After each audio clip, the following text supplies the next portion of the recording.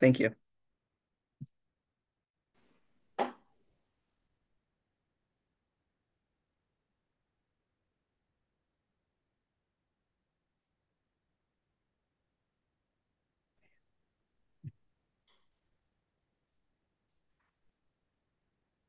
Good I morning, can't Ms. hear anybody Medina. again. Are you ready for Pete, I us can't to? hear anybody again.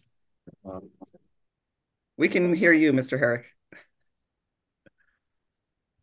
Okay. Ms. Yes, Medina, you ready for us to go on the record? I am. Thank you. Thank you. We need to be muted.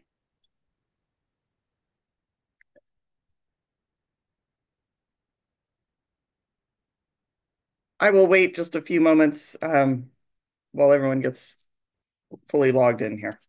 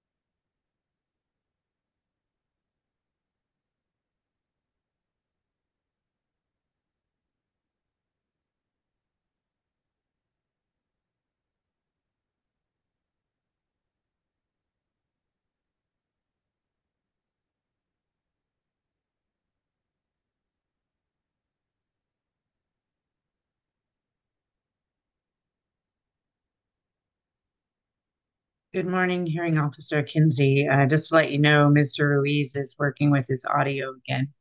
The gremlin seems to have re-entered the computer. I understand that. I gather that from what I saw. So thank you. But thank you, Ms. Meserve.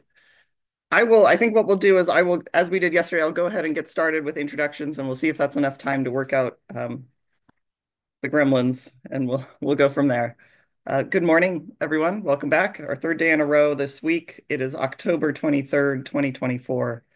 I am Nicole Kinsey, presiding hearing officer for the Administrative Hearings Office of the State Water Resources Control Board. This is the hearing on the pending petition for assignment of state filed application 25517 and accompanying water right application 25517X01 and the pending request for release from priority of state filed applications 25513, 25514, the unassigned portion of 25517, 22235, 23780, and 23781 in favor of water right application 25517X01 of Sites Project Authority. This hearing today is being conducted by Zoom teleconference and is also being broadcast live on the AHO YouTube channel. Both the audio and video are being recorded, and we will post files of this recording in the FTP folder for the proceeding, and the YouTube recording will also be available on the AHO YouTube webpage. If you are experiencing any technical difficulties trying to communicate with us today or accessing Zoom, please send an email to the AHO or the site's email inbox. AHO staff are monitoring that inbox. As we have done, we will take breaks today. We will have a mid-morning, a lunch, and a hard stop at 5 p.m. Ms. Mullen is assisting us again today, so please feel free to address her directly as needed to bring up exhibits or advanced slides. I will give the warning that I noticed when I was taking my children to school that PG&E is working on my street. I am hopeful that this will not interrupt my internet connection, but I will put that out there as a possibility. So hopefully we'll have a smooth sailing today. Um, there are a couple of procedural issues I think we should start with. I know there's some audio challenges with Mr. Rees, so I don't want to get ahead of that, but maybe we can start by talking through some of these matters. First of all, I wanted to go through a quick rundown of who I believe we have remaining in terms of witnesses. I understand today we will finish up with Mr. Wilson and Mr. Burke. We will hear from Mr. Pellegri. Then we have, and we'll see how far we get today. We also have Mr. Herbald and Mr. Ratto on, who's scheduled for November 4th. Also scheduled for November 4th is Mr. Rosenfield, Mr. Ornbaum, and possibly Chairman Mitchum, as I understand. And I will look to the room. Mr. Hitchings, did I miss someone? Uh, Or no, something good else? morning, but I think, yeah, good morning. I think Dr. Herbold was scheduled for today, actually, not the 4th, assuming we can get to him. But we understood the order today would be Mr. Pellegri, and then go back to the redirect of Mr. Wilson and Burke, and then Mr. Nomalini after those two, and then Dr. Herbold after them. That's what we had understood today's lineup was. I think I had understood, and I actually don't have a strong preference. I'd understood that we would finish with Mr. Wilson and Mr. Burke since we were in the middle of redirect. Oh, My understanding. that's fine. Yeah. And then we would move. But yes, that is my understanding of the order. And I didn't mean to imply that Dr. Herbold was on the 4th. It's Mr. Ratto, who I've down as is not able to be with us today, but I don't think we would get there anyway. So, Okay. and are there comments from anyone else? Did I miss anyone else in terms of witnesses we have remaining on our calendar? Mr. Busher. I was just curious if we could get a time estimate either today or sometime this week for Dr. Rosenfield's cross-examination from the various parties who are going to have questions for him. That makes sense. Let's I wonder if folks, well, I'll give folks some time to think about that, and please, Mr. Busher, remind me to come back to that question today. Um, and we will get some estimates for that. Based on that lineup, it seems to me that we need another hearing day, even if we are quite efficient. I don't think we'll get through all of that in 2 days. So I think I mentioned yesterday I was looking at the week of November 4th. We could add the afternoon of November 5th. We could also add November 7th or November 8th. Let me look at my calendar and make sure I'm not misstating these dates. Yes. Um,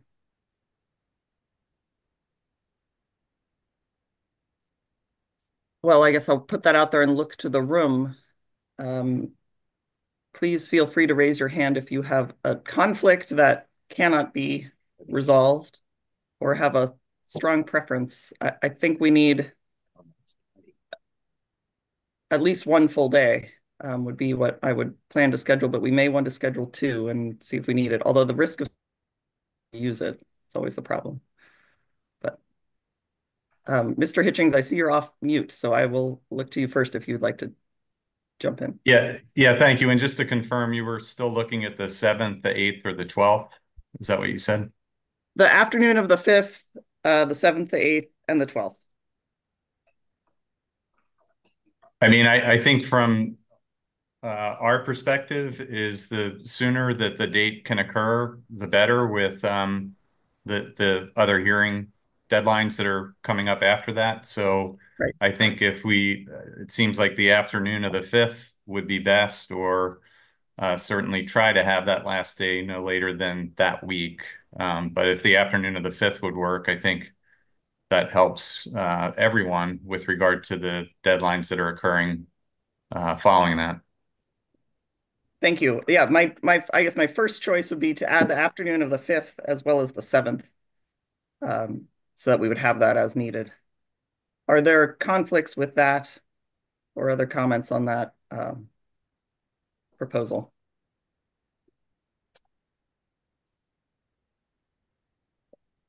Put us in, I can't, if you're welcome to raise your hand, but see if I can see the room. All right, then I'm sorry, Ms. Mitchell. Hi, good morning. Sorry to jump in late.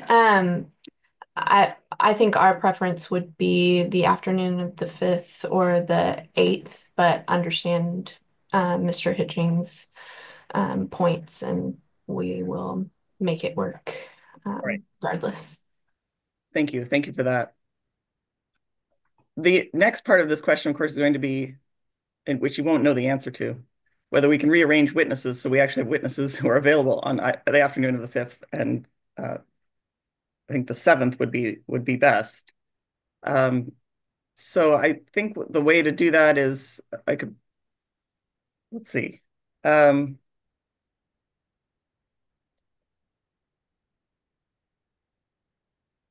One question may be for Mr. Busher and the other members of the coordinating NGO, whether Dr. Rosenfield would be available on either or both of those days. You may not have that answer in front of you right now, but that one, I expect his testimony and cross-examination may take some time. So if you were able to investigate, I think that would be, and get back to me later today, if possible, that would be helpful. Yeah, thank you, Ms. Kinsey. I will talk to Dr. Rosenfield this morning and try and confirm the 5th and the 7th. I am unavailable on the 8th, but I don't need to be there for the other witnesses. So if we can get him done before the 8th, that would also be fine with me. But I'll get back to you on his schedule as soon as I can. Great, thank you.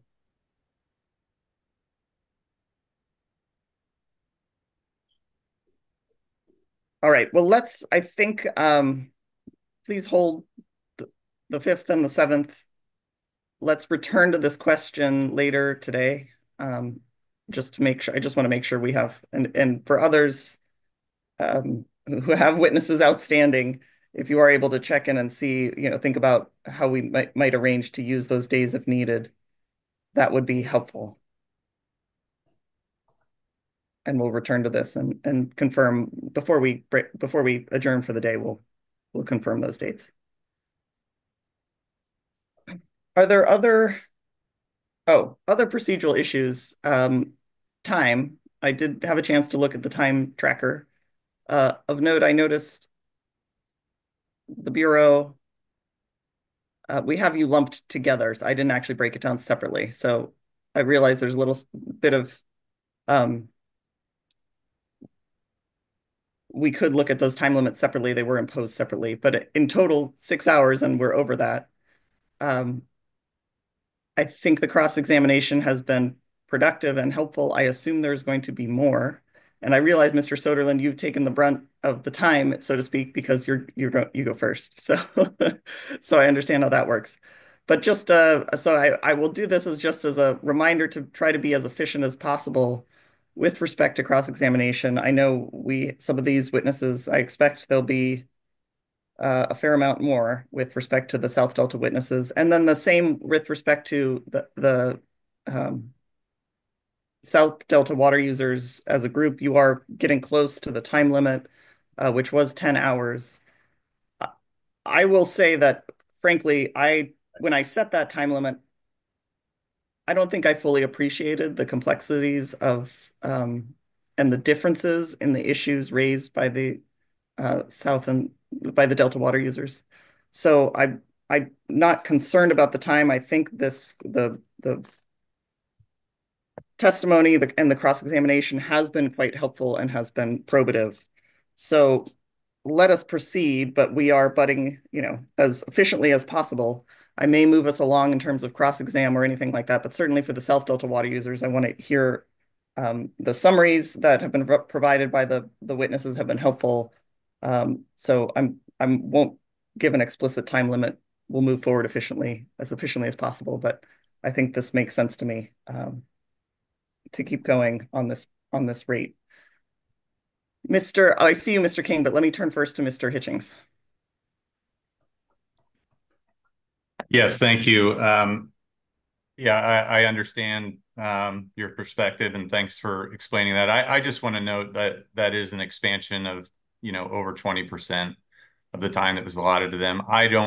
We're doing our best to police ourselves to stay within our time limit, but I just want to note that if we need some latitude at the end of this, if we approach ours, I would hope that we're afforded, a similar extension if needed. The more time that the other parties get, that just opens the door for us needing to expend more time. So I just want to note that and flag that if we need it for future reference. Noted. Thank you, Mr. Hitchings. And I'll get to you, Mr. King, but Ms. Mandel Rice, is it on this issue? Yes, it is. I'm just looking at the tracking chart and maybe I'm looking at the wrong thing, but I think I'm seeing that word about the combined Bureau, State Water Contractors, DWR, I think are about 4 hours, You're right. I just not looked at it 6. again. Yep. Okay. Okay, I just wanted to I can do clarify. I this think we do math. have some time left. I think we will continue to endeavor to be efficient, but I wanted to make sure I was not misreading the tracker. Thank you. You weren't. I was misreading the tracker. Thank you for that. Mr. King, please. Thank you. So first of all, I support Mr. Hitchens for his request for more time. I think they should have as much time as they need. These are very important issues. But also, I don't know if you saw my reply. The next step, assuming this proves, is that it needs to comply with the WISP requirements, which are part of the Water Code because of Prop 1, which the DWR is going to have to actually come up with a public benefits contract. And so is the State Water Resource Control Board and California Department of Fish and Wildlife. You know, they need all the information they can because they don't only need to consider the parts of the water code that have to go to rights, but also the public benefits, the governor's executive orders, all this. And then these issues, which, the complexity, I appreciate the complexity of the Delta, and I would assert there's just as much complexity in the area of origin and the county of origin also. But, I think, these issues are not going to be resolved in these proceedings, and there are going to be federal and state issues in addition to how public resources and public financing is until that project is actually up and running. And it's really a question of allocation of risk and who's responsible for whatever environmental stuff. So I think we should, I think everybody should have as much time as they need in this. And this is just beginning of a very long process, and with a lot of public money being spent and a lot of public resources at risk. So I appreciate your extension, but I just think the difference between the evidentiary record and the administrative record, should be blurred because we don't know all the issues. You won't know it for some time. Thank you. Thank you, Mr. King. Mr. Hitchings. Yeah, I just want to note that, that the submittal of additional information by Mr. King once again this morning in response to a request for additional time, it's just inappropriate. He's submitting documents that are not in accordance with the established procedures that have been in place in this proceeding for, back, as early as the original hearing notice going out with regard to case in chief and rebuttal. It's a lot for the other parties to have to review that should they care to do so, and then decide what they need to address. And so it's just inappropriate to, I know there's ex parte rules, and so you copy the service list and you serve the hearing officer, but to continue to attach documents and late filed exhibits, it's just, it runs afoul of the procedures that you have set in your rulings and your hearing notice. So we'd request that really that stop. It just expends time and resources of the parties, and particularly us, in having to address that. So if Mr. King wants to submit additional information, we've got rebuttal deadlines and we've got the hearing notices, and he can choose to do that the way that he decides to do so. I would also say that we didn't request additional time yet. We asked for latitude should we request additional time if we need it. And I disagree that this should take as long as the parties think it should take. We have confidence and faith in your ability to control these proceedings and establish procedures that make sense. Thank you, Mr. Hitchings. Mr. King. So the question are the rules of evidence the appropriate guidelines for equity and for the public interest to determine something beyond, not only the scope of this, but your agency. Mr. King, we will have rules in this proceeding and we will follow them, and that is how we're going to get to the end of it, and also do so in an equitable way. I'm not quite sure. I haven't, I did look at my email this morning, but I haven't fully digested all of this. So this may be a conversation for another date.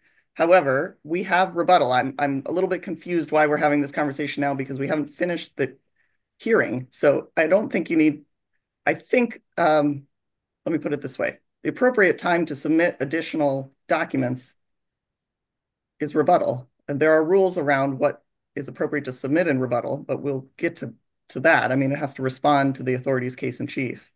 I know But I'm actually talking about the role of this water board in actually coming up with a public benefits contract and the role of the DWR, a public benefits contract in California Fish and Wildlife. They need an administrative record to actually, and they need a record to make their decisions. So, Mr. King, this proceeding is about the State Water Board's action on the site's project authority's water right application.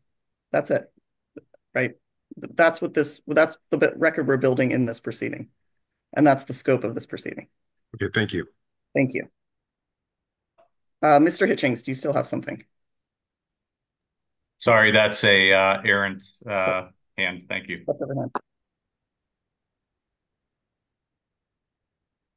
All right. Are there other procedural issues that we need to address before and I am going to warn you in advance, I will be taking a 5-minute break because my notepad has run out of pages and I didn't realize that. So I need to go grab one.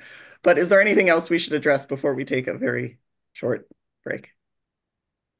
And then when we return, my understanding is that we would see Mr. Wilson and Mr. Burke again to complete redirect, and then see if there are any additional questions, and then we move on to Mr. Pellegri. That is my understanding. Thank you. Great. Excellent. All right. Let's take just 5 minutes. I'll be back by 9:28. Thank you for your patience on this. I'm sorry, may I inquire quickly who is with Mr. Reese speaking? This is John Herrick, co-counsel for South Delta. Thank you so much. The Delta parties. Thank you.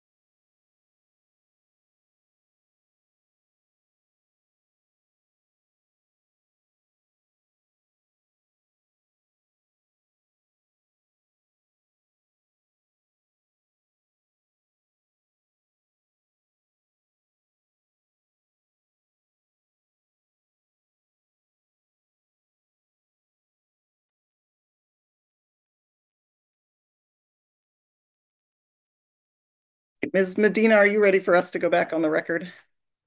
Yes, I am. Thank you. Thank you very much. And I have a brand new pad, so I'm ready. Thank you for your patience. I see we have Mr. Herrick and Mr. Wilson. So I think we can go ahead and turn back to you, Mr. Herrick, to resume your redirect of these, of Mr. Wilson and Mr. Burke. Thank you. I just want to make sure Mr. Burke's on somewhere. There he is. Yes. First, I want to appreciate you granting us extra time. South Delta is not going to object to anybody else needing sufficient time to put forth their case. So I think we support everybody's position here according to the rules. With that, thank you very much. Mr. Burke, we left off on a short discussion of questions that were asked about you about the Middle River Bridge and the siltation around that. You recall that? I do. And so let me just briefly go into that. You were asked by Mr. Sonelin about how the silt increasing in the channel was the cause of a problem for diverters, not to the stage of the water. Do you recall that? I do recall him stating that, yes. And the volume of the channel is a function of the depth of the channel and the height of the water, correct? That's correct. And if the silt does increase in height, then that decreases the volume of water in the channel, correct? Yeah, that'll decrease the volume of the water and the depth of the water in the channel. And that volume is the supply from which local diverters divert in order to irrigate their crops, correct? That's correct. And your point was that the exports have an effect on the height of the water, and that also affects the volume in the channel, correct? That's correct. And so whether or not there's silt in there, the question is that you were presenting is if a lowering of the water level from exports is causing any adverse impacts, correct? Yeah, my conclusion was after looking at the data available for the project that lowering of the water in the channel will have an adverse effect on the irrigators trying to irrigate or divert water from the channel. Yes, and that's a general statement, right? You're not talking about every single spot in the delta and at every time frame, right? It's a general statement of the problem. That's correct, within the South Delta. Okay. Now, we also went through a long series of questions by me on redirect here about, I'll just say the hydrodynamics of the South Delta. Recall that? I do. And that was in response to the numerous questions you received upon why you thought, increased exports might cause additional harm in the South Delta. Is that correct? That's correct. Now, Mr. Burt, your description of the hydrodynamics, is that your opinion or is that a description of the physics of the system? That's a description of the physics of the system based on the available model that's being used to evaluate the South Delta and the whole Delta by DWR, Bureau, and a lot of stakeholders within the area. And so let's just say hypothetically, it's summertime and there's 5,000 CFS of exports and Vernalis is 500 CFS. Is there any question about whether or not there will be reverse flows? Not much. There's a lot of factors that come into play, though. So to analyze it completely, you would want to look at all the different flows that are in the system. But my opinion is based on what I've been able to see so far, that with that type of export, you're going to have a reverse flow in Middle River as well as Victoria Canal. And that reverse flow is what was contributing to, as you described, where some salt molecules ended up and where some silt particles ended up, correct? That's correct. It ends up creating a system that does not flush correctly or not just flush in the same way it did historically.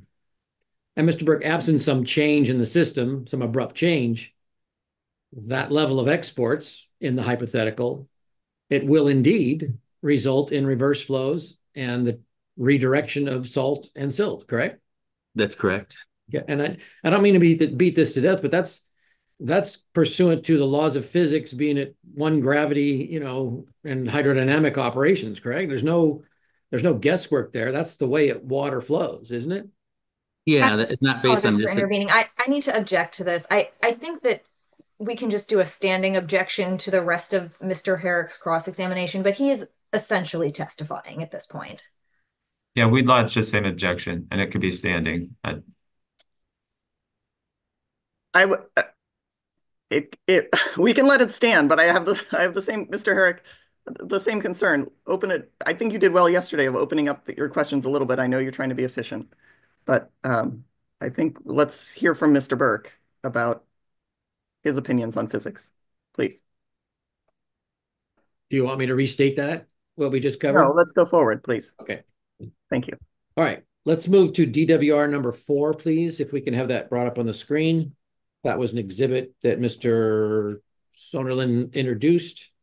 It's the 2010 cease and desist order hearing order.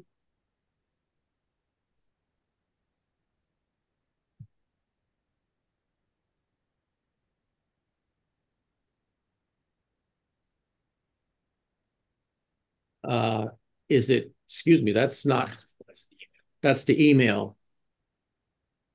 Was the CDO, was that 3? I think that was 3, DWR 3. I apologize. Well, maybe we'll find it eventually. There are only 4. There we go. Yeah.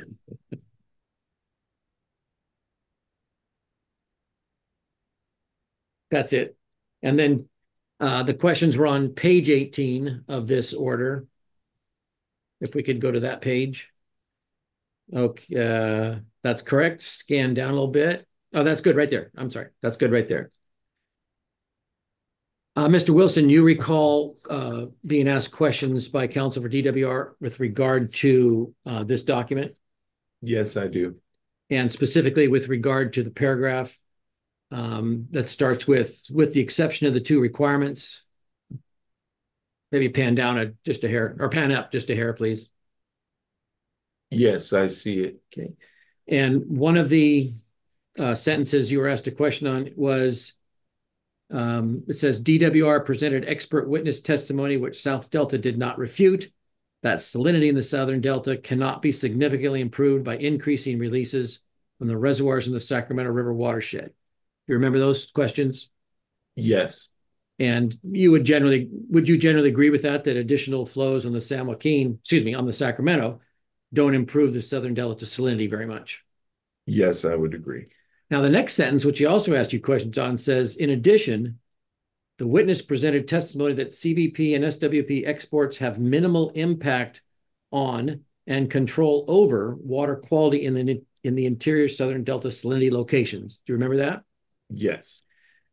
Mr. Wilson, do you note any difference between those 2 sentences with regards to the lack of any mention of South Delta refuting in the second sentence as opposed to the first? Yes, I do. Does that suggest anything to you? Yes, it suggests that South Delta did provide information with regards to the impacts of SWP and CVP exports on water quality in the interior Southern Delta salinity location. And so if we could bring up South Delta 6, please.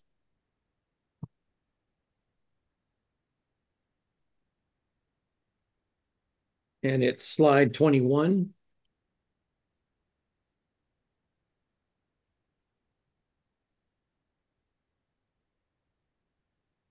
Thank you. That's it.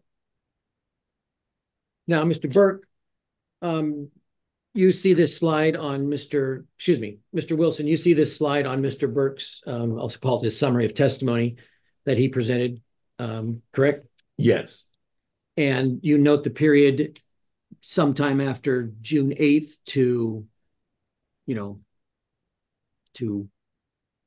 what is that, July, to sometime around the 1st of August, I'll say, where the salinity has dropped and the flow in the San Joaquin River has risen?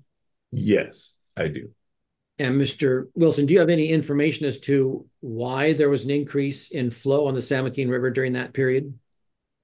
Yes, it's my understanding that the Bureau of Reclamation released water from New Melones to help meet Delta outflow objectives during that time period. And so it's your testimony that this is New Melones water added to the San Joaquin River in a circumstance that generally never occurred before. Is that what you said? That's correct. Okay. And Mr. Burke, this graph of yours or chart of yours shows that that increase of water into the San Joaquin River dropped the EC by, and these are just approximate numbers looking at the chart, somewhere from 600 EC down to 300 something or 400. Is that correct? And that's correct. Mr. Burke, you were asked questions about if there were other causes as to why the salinity dropped. Are you aware of any other causes during this time frame that would have contributed to the drop of salinity? From the factors that can affect salinity, I haven't been able to find any other relationship that could cause the salinity to drop during this time period, other than the increase in flow on the at Vernalis on the San Joaquin River. So, Mr. Burke, then, in your opinion, is there a CVP facility that can affect the salinity concentrations at Old River Tracy in the summer months? I believe there is, yes. And in this case, that facility was New Melones Reservoir and Dam, correct? As I understand it, yeah, the extra releases that they released during that period seem to have a dramatic effect on the reduction in salinity at the Old River Tracy compliance point. So, Mr. Wilson, then, given this information, do you have an opinion as to whether or not the statement from the CDO is correct or incorrect, that the CVP and SWP exports have minimal impact on and control over water quality at these interior locations? Well, I think, can we pull up the statement? Would that make sense? Sure. Let's go back to DWR 3, page 18.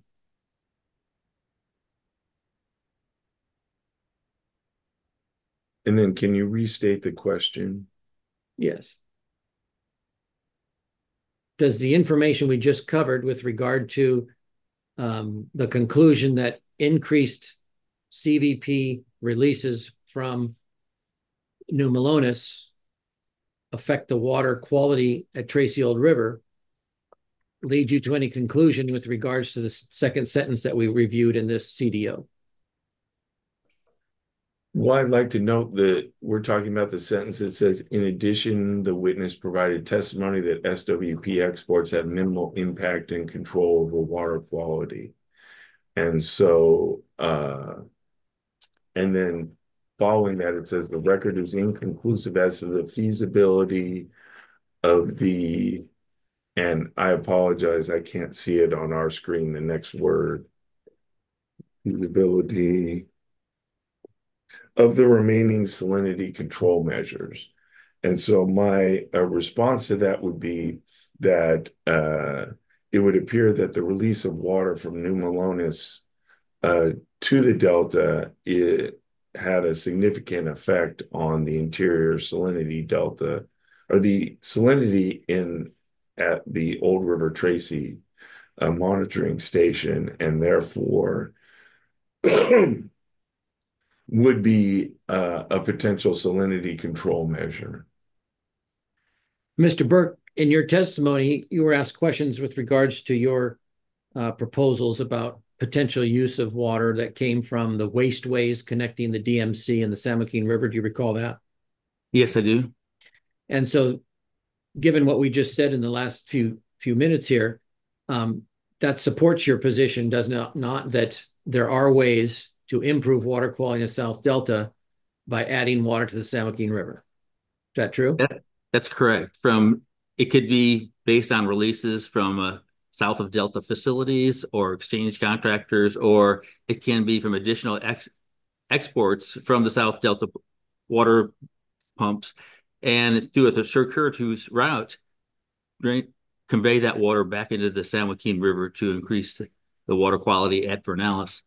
And as you can see from the previous graph in SDWA 6, it didn't take a whole lot of increase in flow on the San Joaquin River to make a dramatic decrease in the salinity that we saw at the Tracy compliance point. Now, Mr. Burke, of course, this depends upon the specifics of any situation, correct? That's correct. Much more analysis is needed to evaluate when and where these discharges can occur that would actually provide a benefit for the South Delta water quality. But I think the plot that we shows that potential exists, and that potential can be dramatic with just small increases in flow at Vernalis. And Mr. Burke, are you involved with any effort to do such analysis with DWR at this time? No, I'm not. Isn't the DWR special studies program including this now in it? No, they're not evaluating this scenario. Okay. Okay. Mr. Wilson, you were asked questions about the amount of water that might be diverted by the CVP and then delivered to the CVP service area. Do you recall those questions? Yes. And if you could refresh us real quickly, there was a 60% number that was discussed about increased exports or something, or 60,000 acre feet. Yes, it was 60,000 acre feet. Okay, Mr. Wilson, are there any times when the CVP allocations approach zero? Yes. And when does that occur, generally? During critical conditions or drought conditions. And of course, I don't want to suggest that 0% is common or often, but are there times when there are significantly reduced deliveries to CVP contractors due to hydrologic conditions? Yes. And does that include the San Luis unit of the CVP? Yes. And so if we're in a year that has 0 or 10% or less allocation, would that 60,000 acre feet of potential sites delivery be significant? Well, it's not sites delivery. It is additional CVP water made available as a result of approval of the site's permit. And yes, in a situation where there was 0 or very low allocations, that 60,000 acre feet would become much more significant. And of course, if there's additional deliveries above and beyond what the allocation was that year, that would include deliveries of salt in the water, correct? Yes. And that salt goes somewhere, does it not? Yes, it does. And I think we went through the possibilities, or you went through the possibilities of that, but those include into the root zone. Is that correct? Possibility. I believe Mr. Burke went over those possibilities. Mr. Burke, those possibilities where the water could go into the root zone, correct? That's correct. Or it could go into the subsurface water, correct? The water table. Typically on irrigation practices that I'm familiar with in general, that you'll apply more water than is just needed to go into the root zone. You want to provide enough water to get into the root zone and beyond the root zone so that you can flush salts out of the soils that might be coming in with the water that you're applying. Okay, and where would those flush salts go? Those flush salts would eventually end up building up in the groundwater table if they're not discharged through irrigation return flows. And then the other thing you mentioned, I believe, was that it could be surface drainage off of that irrigated land, correct? That's correct. Thank you.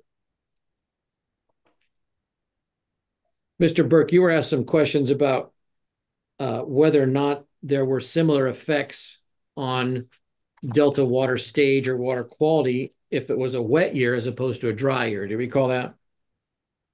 I don't recall the exact question, but I think that we went into that topic at some point in time. Mr. Burke, if let's just say there's very little effects during a high flow year, does that have any effect on there being adverse impacts in a low flow year? No, there are two separate scenarios that need to be evaluated independently. And if somebody was injured by additional sites exports in a low flow year, would you say that's not an impact of the project if in a wet year they have no impacts? No, I would say that would definitely be an impact from the project if they're impacted during that low flow period. Thank you. Mr. Burke, you were also asked whether or not you had retained or talked to any agricultural expert to see whether or not any suggested increase in salinity had an adverse effect on the farmers. Do you recall that? I do. How to say this without people yelling at me. So I'll just say it. Mr. Burke, were you asked to do the specific analysis of the salinity increases resulting from sites on any particular person or diversion? No, not for any specific location or particular diversion location. Mr. Burke, you reviewed the testimony relating to water quality that was submitted by the site's authority, correct? That's correct. Did you see anywhere in any of that testimony where an expert witness from the authority examined the impacts of increased salt on any particular diverter? No, I didn't see any kind of analysis that went to that level of detail. Okay, Mr. Burke, you were asked about your, let me find the page real quick. I apologize for, about your figure, excuse me for being blind here.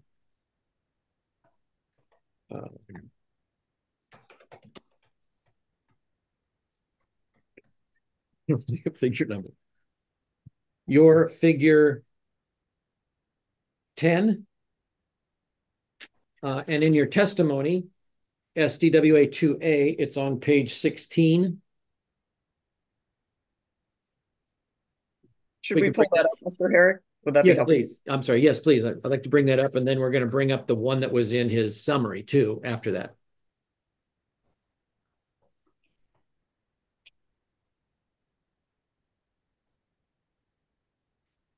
And so, Mr. Burke, you were asked a question or two by Ms. Mendel Rice about this figure as it appears in your testimony and as it appears in your summary without the charts being put up and without you giving the opportunity to explain it. Do you recall that? I do. And Ms. Mendel Rice noted that the two charts were different. So let's go to SDWA 6, page 12, if we may. 6A, page 12.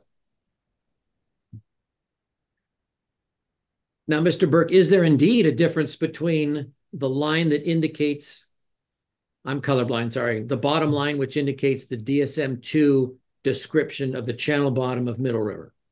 Yes, there is. And what is that difference? That difference is 3 additional points have been added to this plot.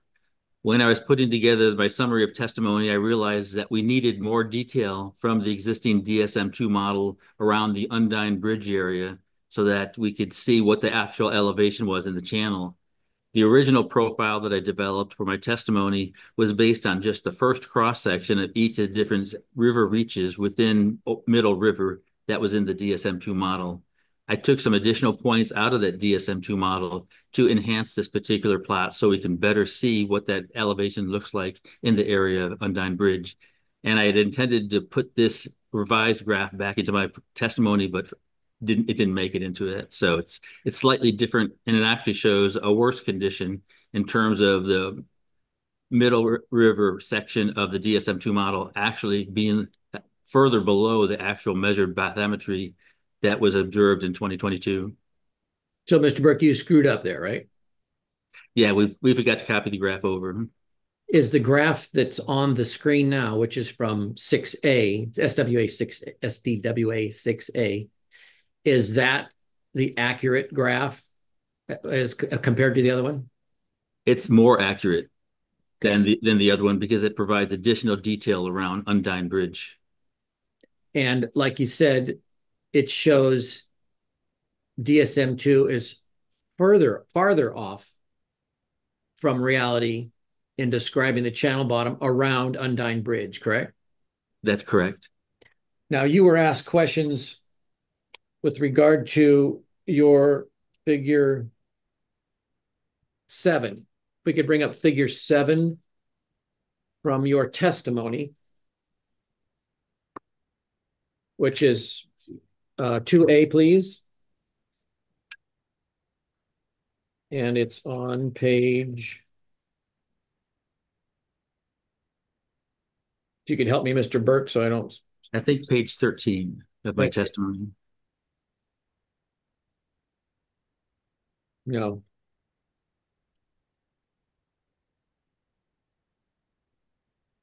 It's on page 17 of 2A.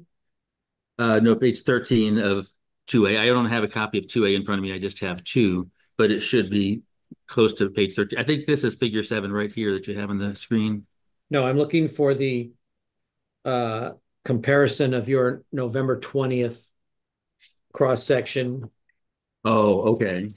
That will be Figure 11. Yeah, figure 11, page 17. Thank you. I Plus or apologize for minus. that.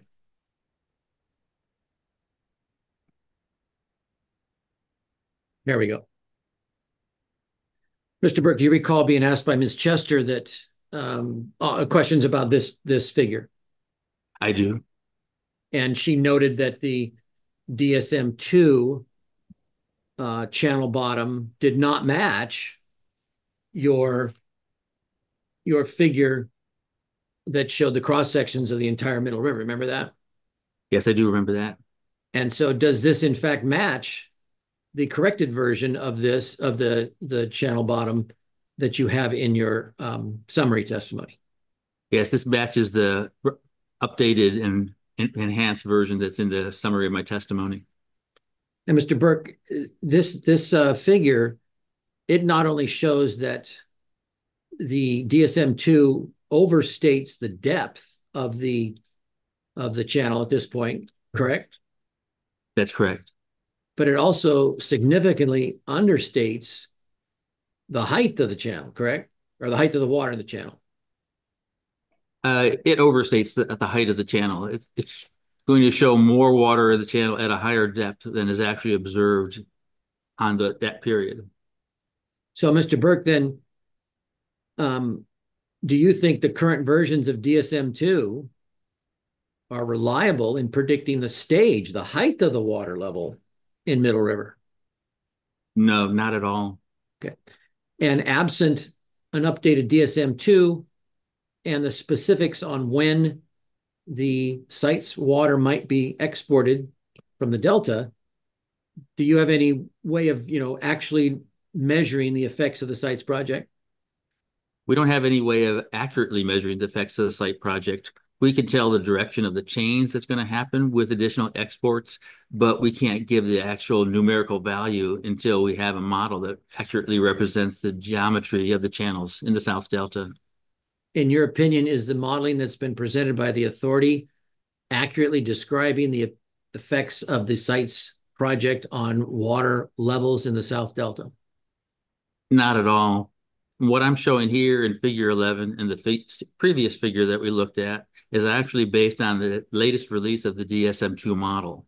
I wanted to be able to look at the most accurate data we have available. The actual version of DSM-2 that the sites project team is using actually shows the elevation of the channel around 2 feet lower than is represented in both of these two plots that I presented. And would you have the same response to a question that asked whether or not the evidence presented by the site's authority accurately represents the effects of changes in salinity due to the project? No, I don't think until you have the ability to accurately model the flow and stage within the system, you're not going to be able to make an accurate representation or numerical calculation of what the salinity might be doing. Thank you, but I think that question, based on your answer, would be yes, not no, but I think you described it. Madam Chair, or hearing officer, sorry, Your Honor, that's all of redirect that I have. Thank you, Mr. Herrick.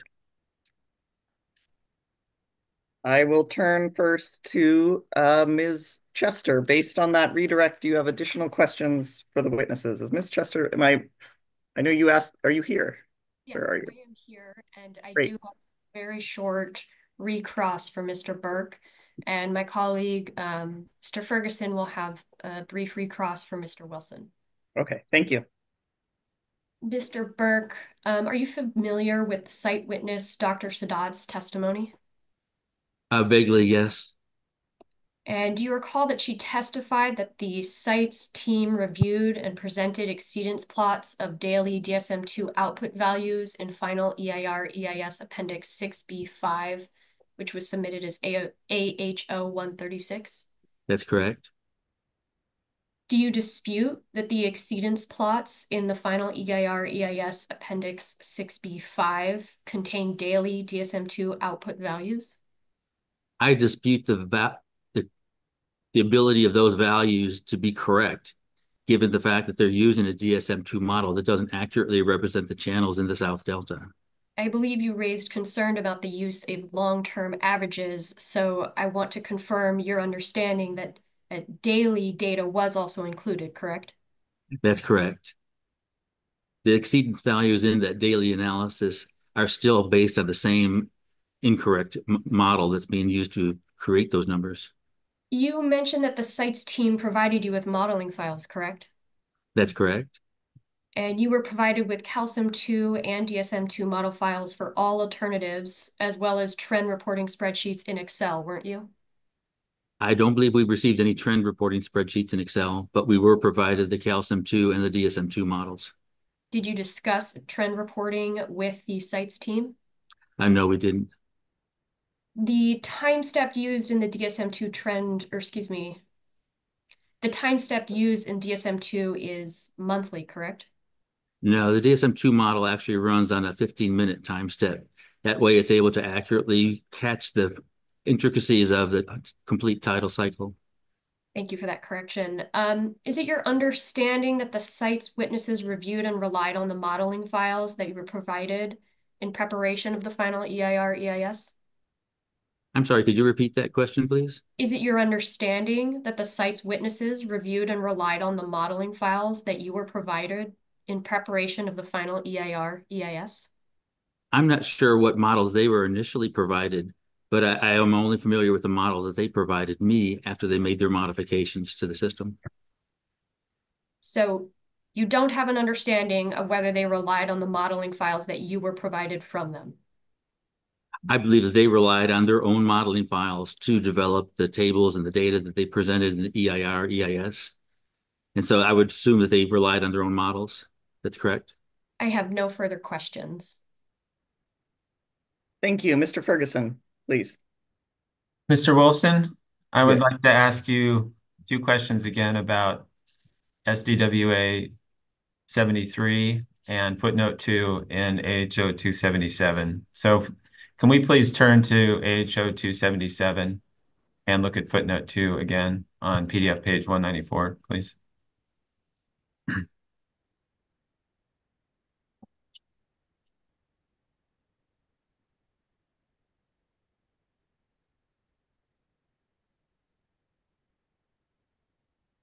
Just for the record, I'm handing Mr. Wilson that page of a hard copy just to help him read it.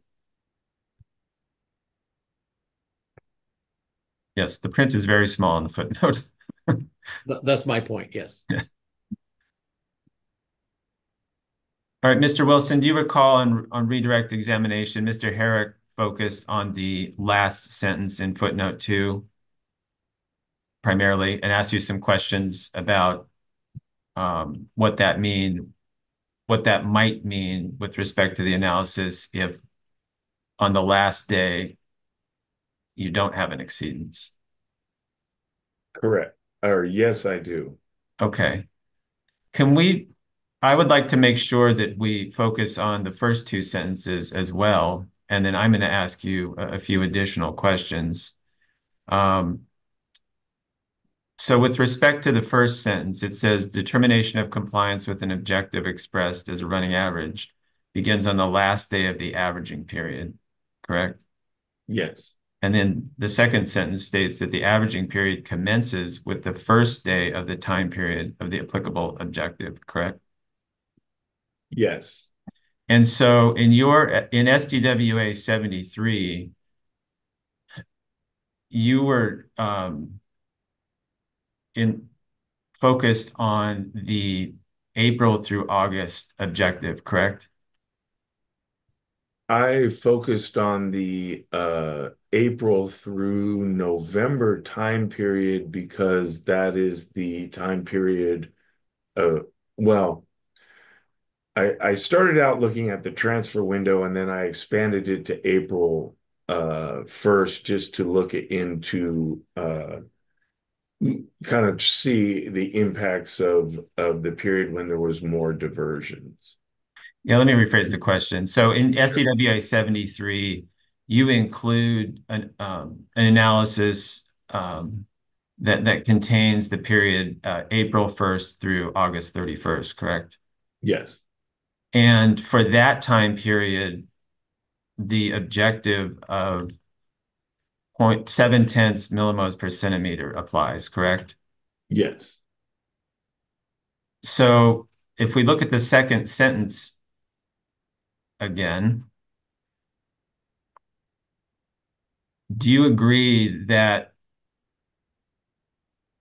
in order to assess whether there's been an exceedance of the objective that applies in April through August, the first day of the averaging period starts on April 1st?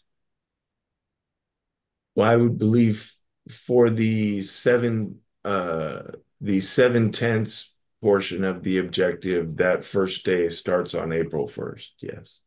Okay.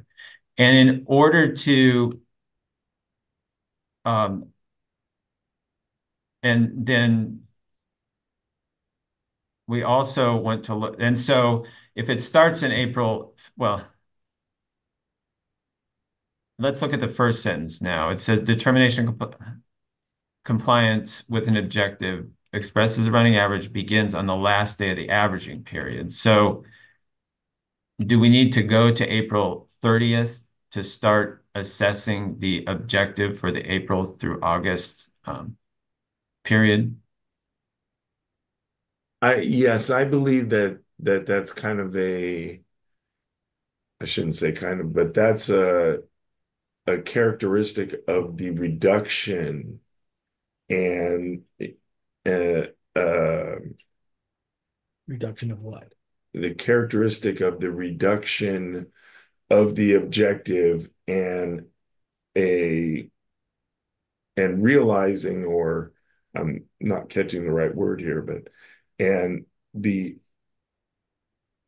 fact that when you change the objective, now it becomes difficult to, or it wouldn't be, I don't want to say fair, but it'd be difficult to, let me reset. It it would be difficult to require compliance with a zero point 0.7 of a 30-day averaging period when the zero point 0.7 just starts on April 1st. So Well, I'm for not asking you about whether it'd be difficult to comply with this or not. I'm just asking you how compliance is evaluated. And I'm based sorry. on based on the rules here, it says that determination begins on the last day of the averaging period. And is the averaging period 30 days? Yes. And does the objective for April through August of 7/10 millimoles a centimeter start on August 1st? April 1st, but yes. April 1st, yes. And so in order to evaluate that first 30-day period that includes that starts on April 1st, we need to start on April 30th for our analysis, correct? Yes. Okay. And so in doing so, we don't include any days prior to April 1st in our analysis for that first 30-day period starting in April, correct? Well, we wouldn't look at the third. We wouldn't be able to look at the 30-day average for April until April 30th. However, if on April 30th it was determined to be out of compliance, then I believe the last sentence would kick in, and the entire month of April would have been determined to be out of compliance. Thank you for that answer. Can we pull up SDWA 73?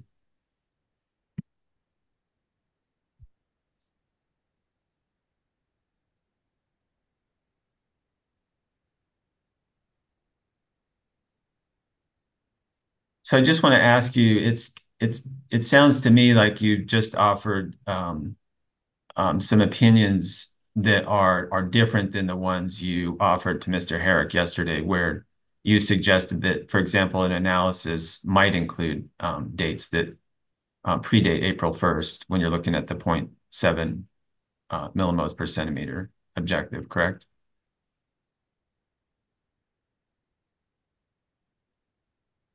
Um, I don't understand the question. Okay. Can we scroll down, please, to April 30th?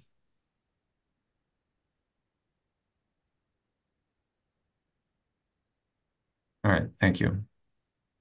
So, Mr. Wilson, I understood that you agree that we need to, and I'm looking in column D, so this is 2008, where you've calculated the 30-day running average of EC at Old River at Tracy, correct? Yes. In 2008. And you just agreed that in order, where we start our analysis for 0.7 millimoles a centimeter for the April through August period is on April 30th, correct? Yes. And so based on your calculations, it looks like April 30th is 661 millimoles a centimeter, correct? Yes. And so in that case, on April 30th, the 30-day running average is not exceeded, correct? Yes. And yesterday, and so as of April 30th, at least, none of the days between April 1st and April 30th would be out of compliance, correct? That's correct. Okay. And well, I believe yesterday you testified that after we look at April 30th, we proceed with each subsequent day and look at the 30-day average relative to that subsequent day, correct? Yes. And yesterday, I think you testified that 0.7 millimoles a centimeter objective calculated on a 30-day running average is not exceeded until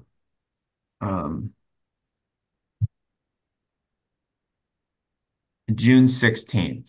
Is that correct? Can you scroll down on the chart? Mr. Ferguson, can you clarify? You talking about that year? In 2008, yes, in column D. Thank you. Okay, yes. So on June 16th, you would have a 763 units. I won't try and mess them up. The EC is 763. It rounds to a 0.8, and thus, actually, the previous 30 days now would be out of compliance. Correct. I think you testified to that yesterday. Yes. And so going back to, I believe, May 18th would be considered out of compliance. Correct. But in the scenario we just ran through, all the days between April 1st and through and inclusive of May 17th would not be out of compliance, correct? Correct. Okay. And so they should not be shaded yellow in your, any of those days between April 1st and May 17th in column D should not be shaded yellow according to your methodology, correct? Yes. Okay.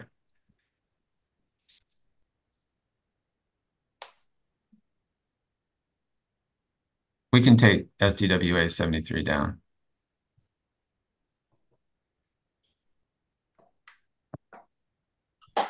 Mr. Wilson, I do have a couple questions for you about the responses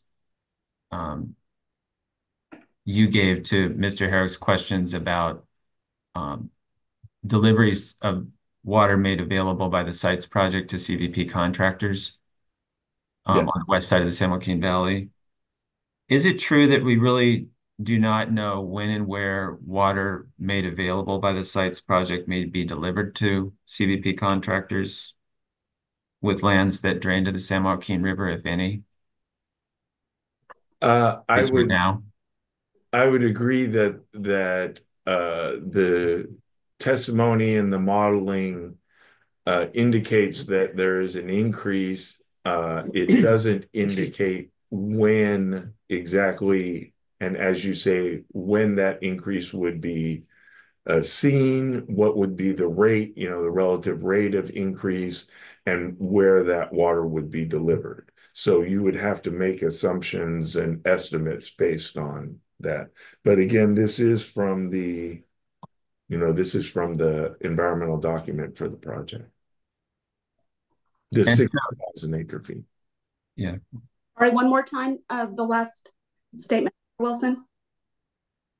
You referenced the 60,000. I believe I said this is from the project environmental document, the 60,000 acre feet. Thank you. And since we do not know when and where that water may go in the area that may drain to the San Joaquin River, we can't really assess whether there may be a change in drainage associated with these deliveries compared to the existing condition, correct? No, I think the assessment that I provided is that there's a potential there, and because of that potential, I said we can either eliminate the place of use so there's no potential, or we can negotiate and work something out, given the lack of specificity that's there's, and excuse me, there's two things. Is there may be, you may be able to figure out based on the modeling, and it just wasn't reported, or wasn't thought to be important, and I'm not casting any aspersions on anyone. It just might not have come up, or it might be that the modeling isn't able to show you that. But I think if you were to look on a monthly basis and you're able to determine that there's 60,000 acre feet additional water that's being moved in your alternative 3 run as compared to your NAA run, you could probably look into that and determine the monthly, at least give a monthly idea of when those additional diversions would be. And I think given the general operation of the CVP, you could probably do a decent estimate on a percent that might go to these areas. But I think, as you can see in the recommendation I made, I said either remove the area or, come up with some manner of addressing the concern. But your recommendation is based on the premise that there could be additional drainage associated with those deliveries, correct? Yes. And since we really don't know if would be an increase in drainage, it doesn't make sense to Objection.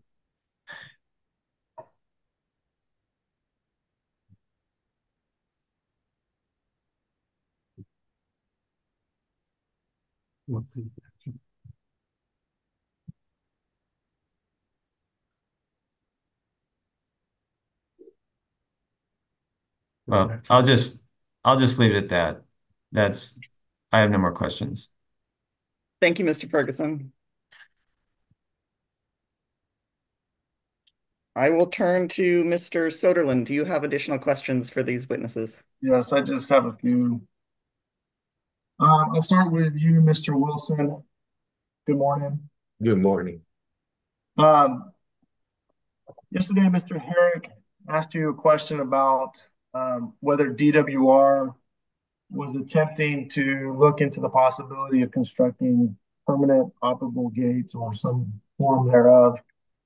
Once again, do you recall that question? Yes. And I don't know how to work the appropriateness of this, but I can stipulate to the time in 2010 that DWR was attempting to construct permanent operable gates, and that once objection that the comments of counsel about what was going on in 2010 is not relevant to the comment by the witness that said he believes DWR is currently pursuing the permanent barrier project. So there's no basis for to give his opinion of 2010. I'm just saying. Wait, one at a time. So Mr. Soderlund gets to finish his question, then you can object to it, Mr. Herrick. and then we can go from there. But let's hear Mr. Soderlund's hear the question first. Maybe not stipulate. How about to warrant to you that DWR was attempting to build the gates in 2010 timeframe, and then once again is looking into the possibility of building operable gates. If I warrant to you that that's what's happening, the question with that understanding is DWR's willingness, even desire, to install permanent operable gates and time to construct the only factors in considering feasibleness of that type of project. I'm so sorry. The audio was a little distorted. I didn't catch the end of that. I'll just repeat. It is DWR's willingness to construct or install permanent operable gates in the Southern Delta and time to construct the only factors in considering the feasibleness of such a project. Well, again, I'll restate my objection. Besides, I think it's just plain testimony.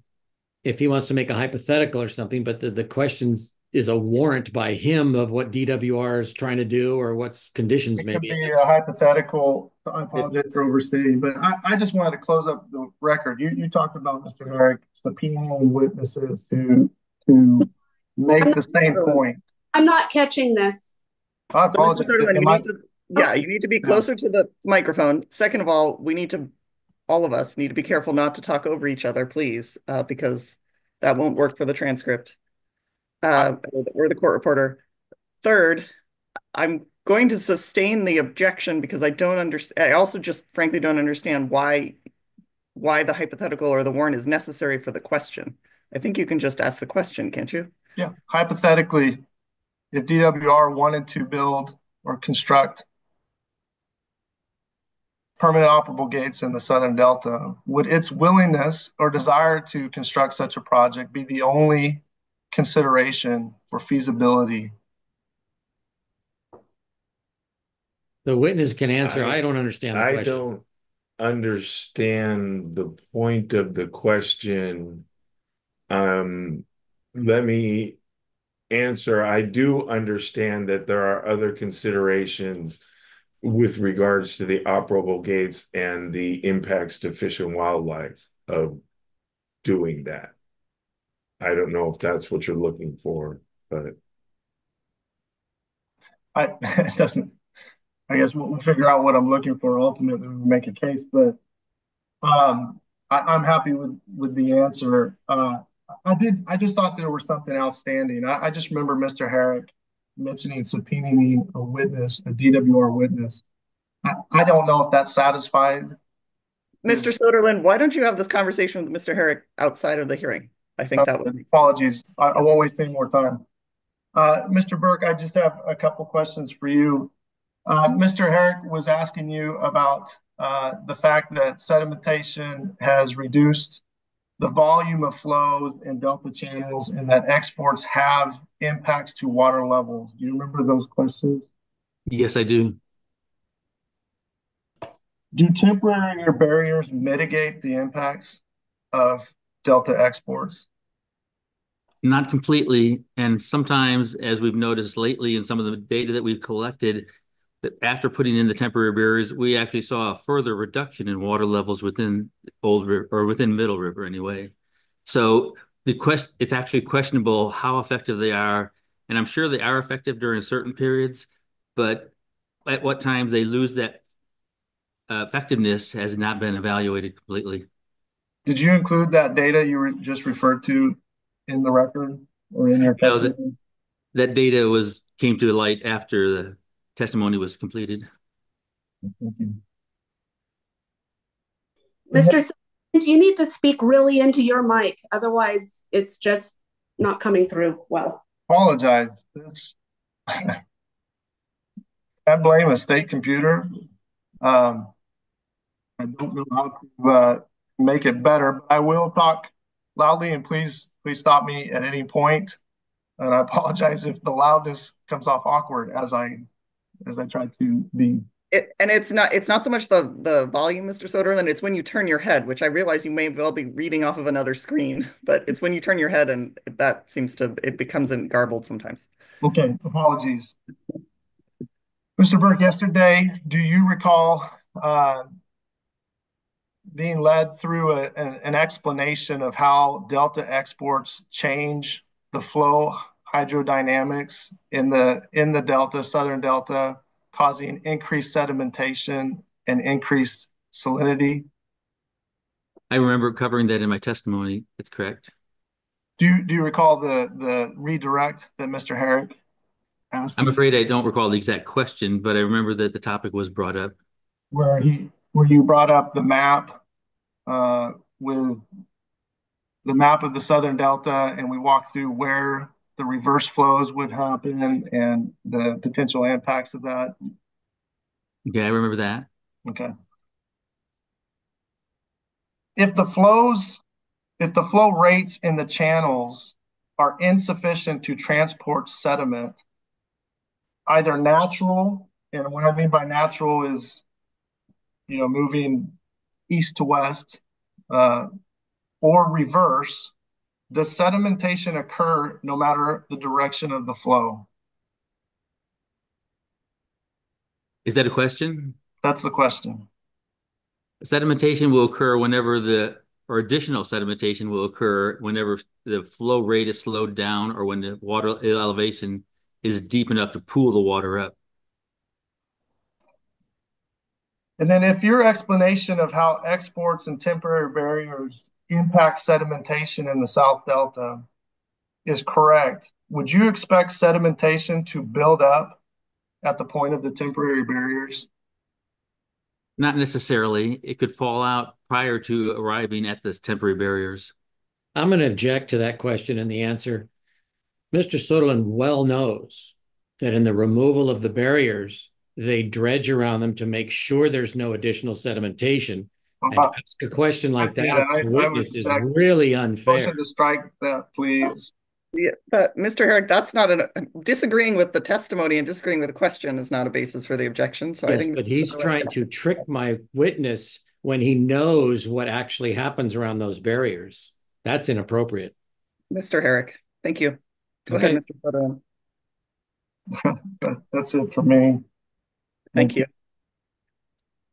Ms. Mendel-Rice, do you have questions for the witnesses? I do not. Thank you. Thank you. I believe with that, we've completed the testimony from this panel. Thank you, Mr. Burke and Mr. Wilson, very much for hanging with us for this time together. I really appreciate your testimony, and I appreciate the time to participate in this hearing. No problem. Glad we could help. Thank you very much. And it is 10:26. I think it's a good time for a break with the understanding, I believe, that we will have Mr. Pellegrini. Mr. Pellegrini next. Yes. We will go ahead, take a 10-minute break, and we will return at 10:36. Thank you.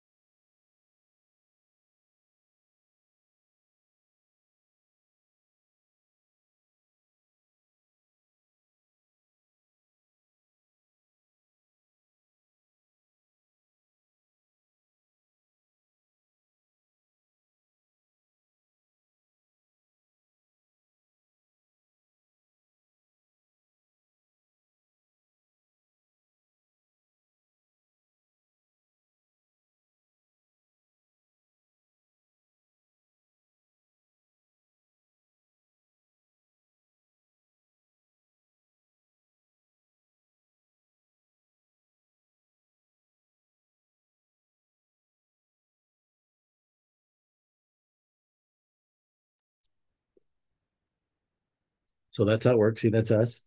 Good, I can't see. It'll be up there too. I won't be looking up there. And then when other things come on, it'll be.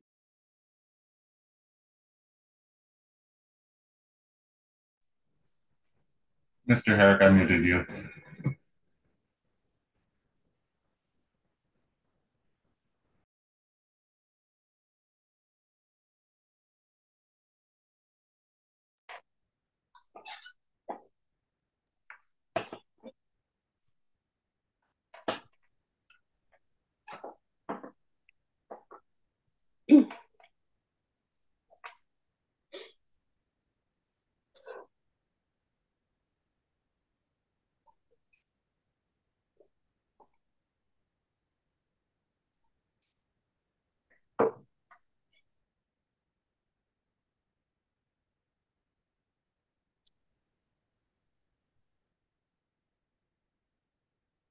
All right. First off, Ms. Medina, are you ready for us to go back on the record? I am, thank you. Thank you. And Mr. Busher, I see you have a hand.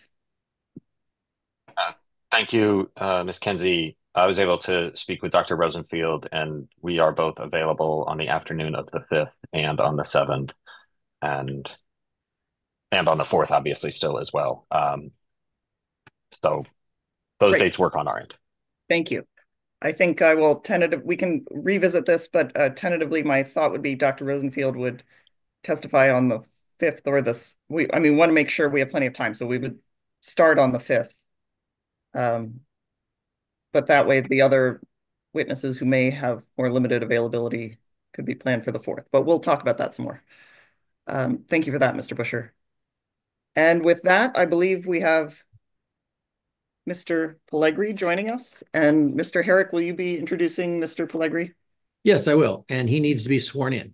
Yes, he does. Good morning. It's still morning. Good morning, Mr. Pellegri. If you would please raise your right hand and I will administer the oath. Mr. Pellegri, do you swear or affirm under the penalty of perjury that the testimony you will give in this hearing will be the truth, the whole truth, and nothing but the truth? Yes. Thank you very much. And you may proceed, Mr. Herrick. Thank you, here, Mr. Kinsey. I have next to me Richard Pellegri, who is going to be giving evidence that was submitted as SDWA 76. Mr. Pellegri, is SDWA 76 a true and correct copy of your testimony for this proceeding? Yes. And did you prepare this testimony? In conjunction with South Delta Water, yes. Now, when you say in conjunction with South Delta Water Agency, with you. What do you mean? With you. Okay. And so I answered the questions. And I typed it up and you reviewed it. Is that correct? Correct. Okay. I'm sorry. We need to slow down here. You all are stepping on each other. I'm not getting it down. I apologize, and I need to caution the witness and myself. Wait for other people to finish, and then when we talk. Anyway, Mr. Pellegri, would you please summarize your testimony? Yes. My name is Richard Pellegri. I'm a 63-year-old farmer in Tracy, California. I'm a third generation. I've been farming my whole life. Started full-time in 1980.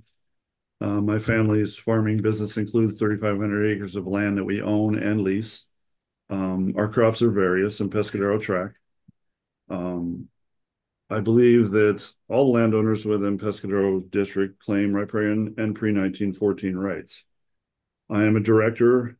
I'm one of the directors of Pescadero Reclamation District. I am also the general manager of the district's operations. Pescadero is an entity that operates various diversion facilities from which the lands receive irrigation water. Pescadero diversion facilities draw water mostly from Tom Paine Slough when we have one irrigation pump on Paradise Cut. California Department of Water Resources then entered an agreement with Pescadero many years ago, which the agreement attempted to address the impacts of export pumping and the amount of water entering Tom Paine Slough. Generally, the operation of the state and federal project export pumps decrease the tidal prism and lower water levels and cause reverse flows to occur in some of the southern delta channels. For the last 20 years and most summers, especially beginning in the month of July, Tom Paine Slough does not adequately fill on the incoming tide. The result is that we have to shut off some of all of our pumps in Pescadero, which supply water to the agricultural customers within the district. Not being able to irrigate when needed adversely affects profits of every farmer, including me. And it also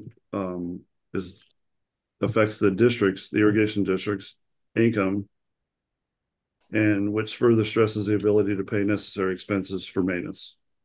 In very few years, like 2023 was an example, that we had continuous high flows all summer. And in those instances, the slough was able to fill and stay full for the duration of the season, the irrigation season.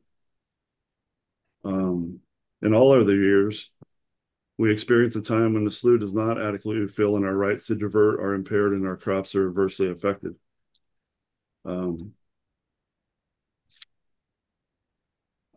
Absent from the San Joaquin River, the stage or height of the water in the San Joaquin Delta in the southern Delta channels is a function of the tides.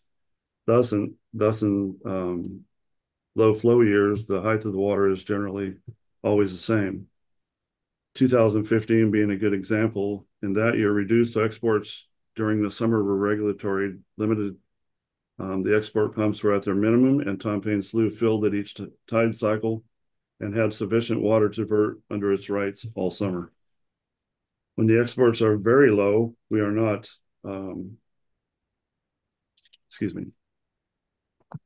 when exports during normal are high, the drawdown caused by the projects prevents Pescadero farmers from being able to divert as necessary and causes harm.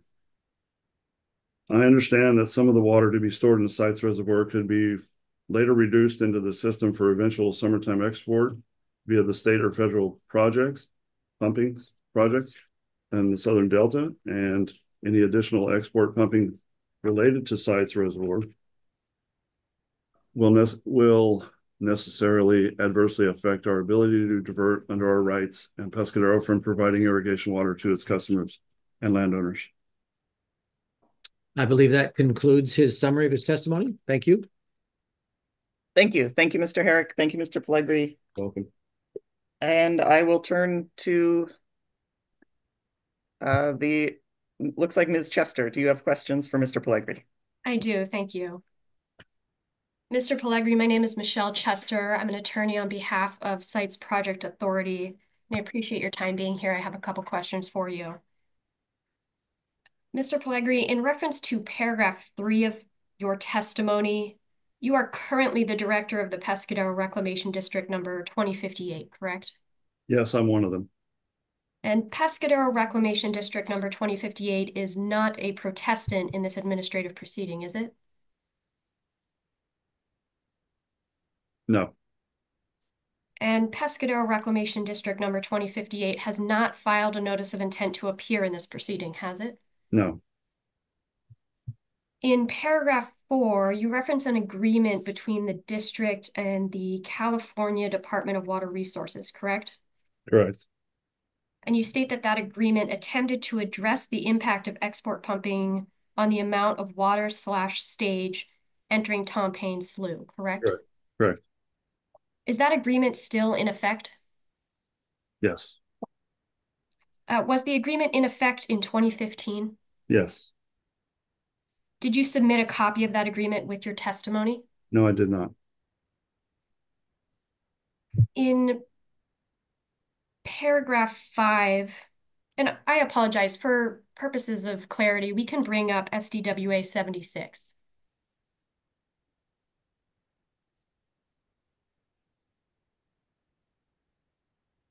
I'm sorry. We're waiting for my thank you, Mr. Okay. We're just waiting for my team to bring up the exhibit here so we can all look at it. Yes, thank you. Can we please go to page 4?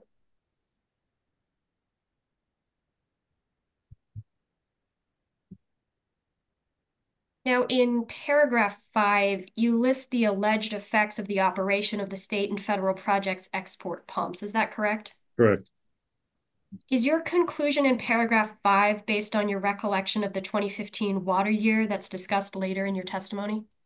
Yes. In paragraph 6, you state that Pescadero RD has regularly had insufficient water quantity and stage to divert when needed, correct? Correct.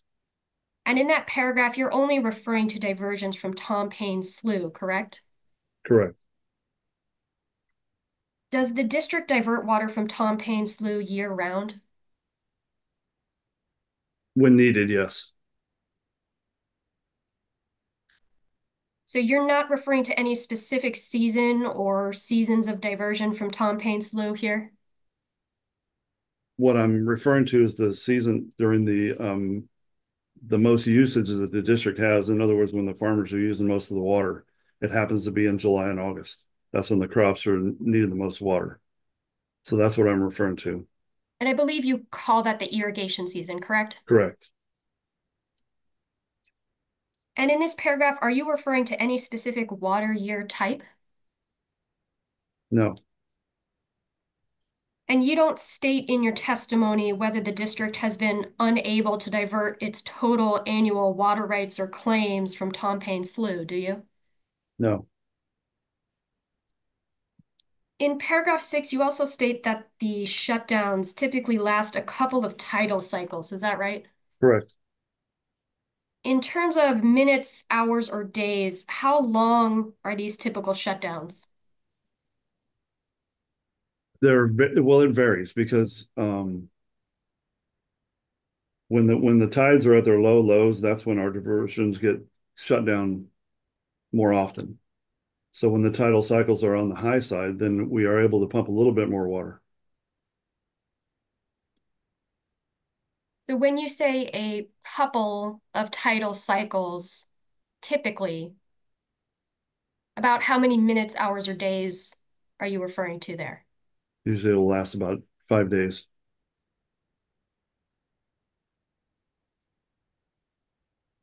And how long is each tidal cycle that you're referring to? From the beginning of the high to the next high is usually about a week, from what I understand. Well, what I noticed anyway.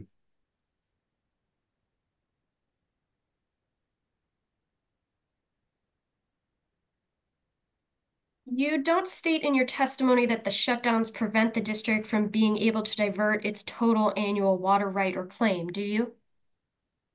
No. You didn't submit any testimony regarding whether the site's project operations will increase the frequency or duration of these shutoffs, do you? No.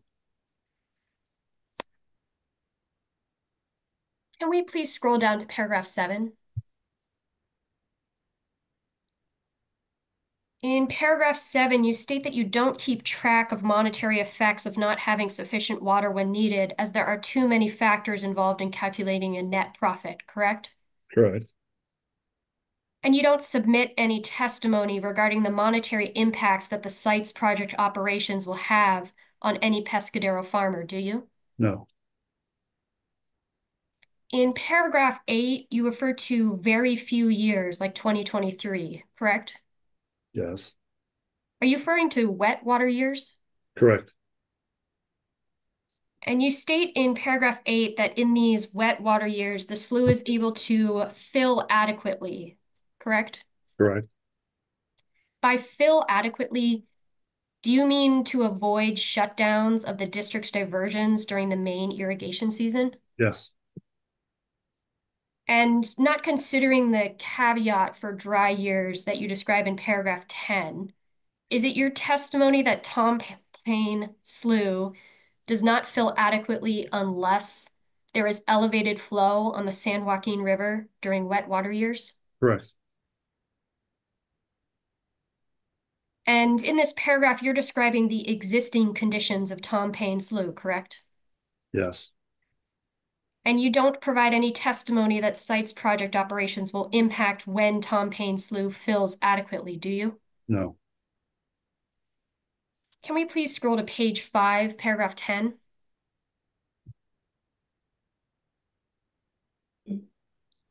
Now, in paragraph 10, you state that absent high flows from the San Joaquin River, the height of water in the southern delta channels is subject to tidal changes, correct? Correct.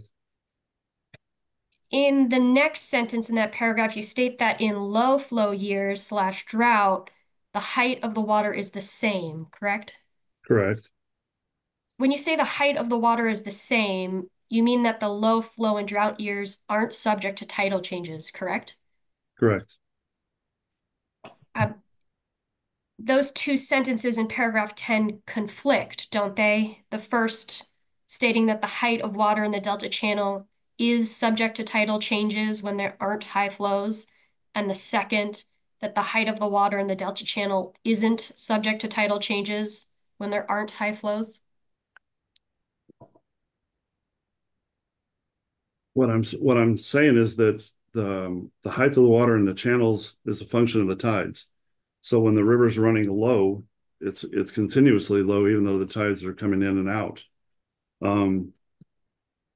The other part of it was, what was the other half of it?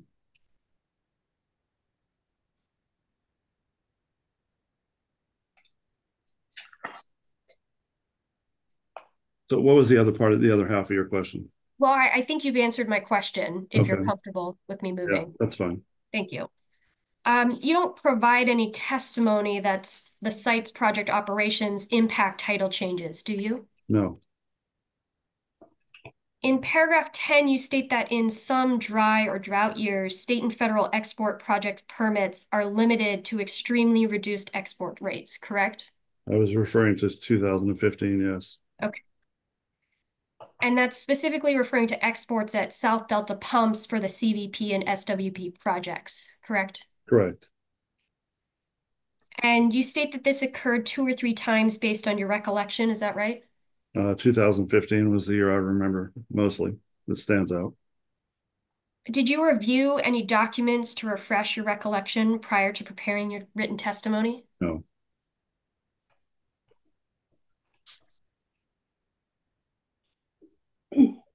At about line 12 in paragraph 10, you state that the exports were regulatorily limited, right? Yes. And by that, you mean that the state water board issued a curtailment notice on certain water rights, correct? Yes.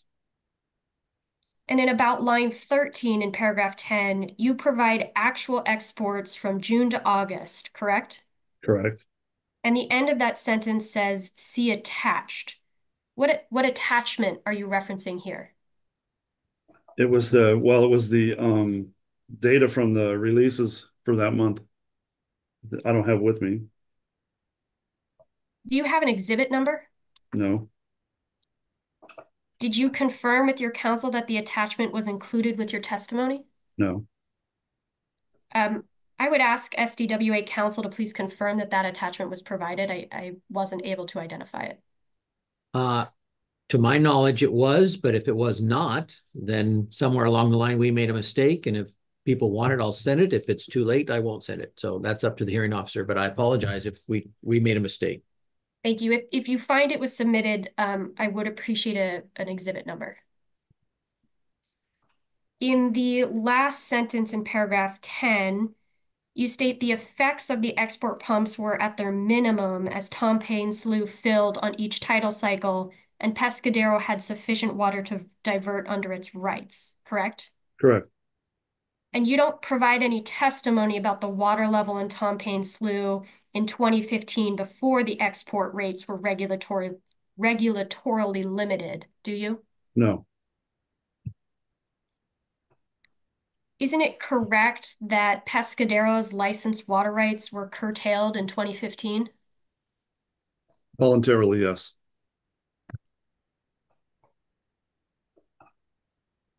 I emailed an exhibit to the hearing office this morning with the title SAC 2015. Could we please bring that up?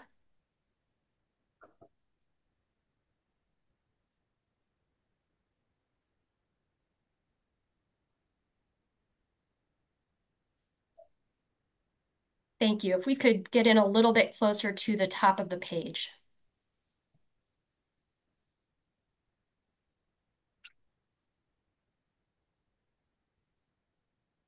Mr. Pellegrini, do you see that the top of this page says water rights curtailed in May 1st, 2015, curtailment notice by Yes. owner? Yes. And do you understand that this was, if I represented to you that this was issued by the State Water Board, does that sound correct to you? Do you know? No, I don't know. You don't know. Can we please go to PDF page 39?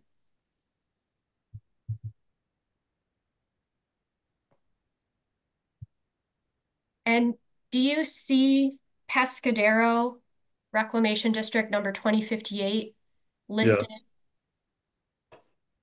I apologize, was that a yes? Yes.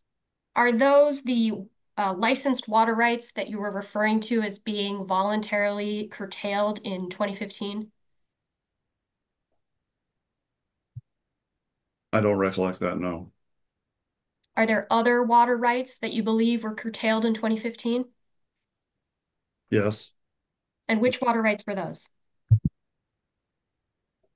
I'm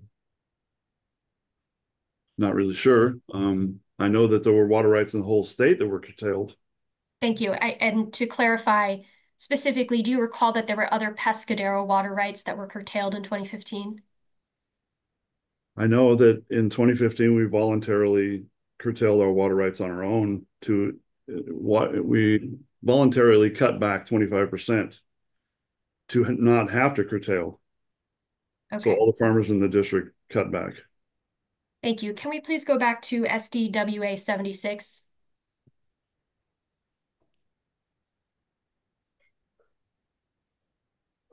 So even with the lower export rates, Pescadero still could not, or as you've said, did not divert under all of its water rights during that drought year, correct? Correct. So your conclusion that the water level in Tom Paine Slough is solely due to lowered export rates doesn't take into account that other diverters' water rights, including your own, could have also contributed to additional water in southern delta channels, does it? I believe that I believe the curtailments help the water levels increase. Can we please scroll to paragraph 11? Thank you. In paragraph 11, you state that the above example year of 2015 graphically shows how changes in export rates affect third-party diverters in the southern delta. What do you mean by graphically shows? That was just a metaphor. Graphically, as in it was a very good example, is what I was saying. Okay, and just to confirm, it's not your understanding that a graph was submitted of the No. 2015 data that you referenced in paragraph 10?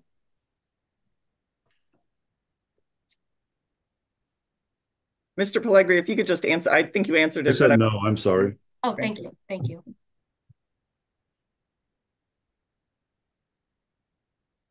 In paragraph 11, you state that when exports are very low, you are not impacted in any observable way, correct? Correct. And is that based on your observations that you describe in paragraph 10 regarding the water level in Tom Paine Slough in 2015? Yes. I'm sorry. Yes. And as you said, the exports were limited in 2015 because of drought conditions, correct? Correct. And the district couldn't or didn't divert under all the water rights it holds in 2015, correct? Correct. And other water right holders were prevented from diverting under curtailment orders or voluntarily because of drought conditions, correct? Correct.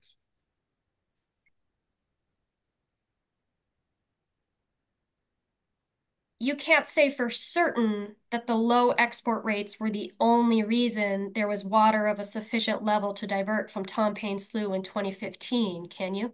No.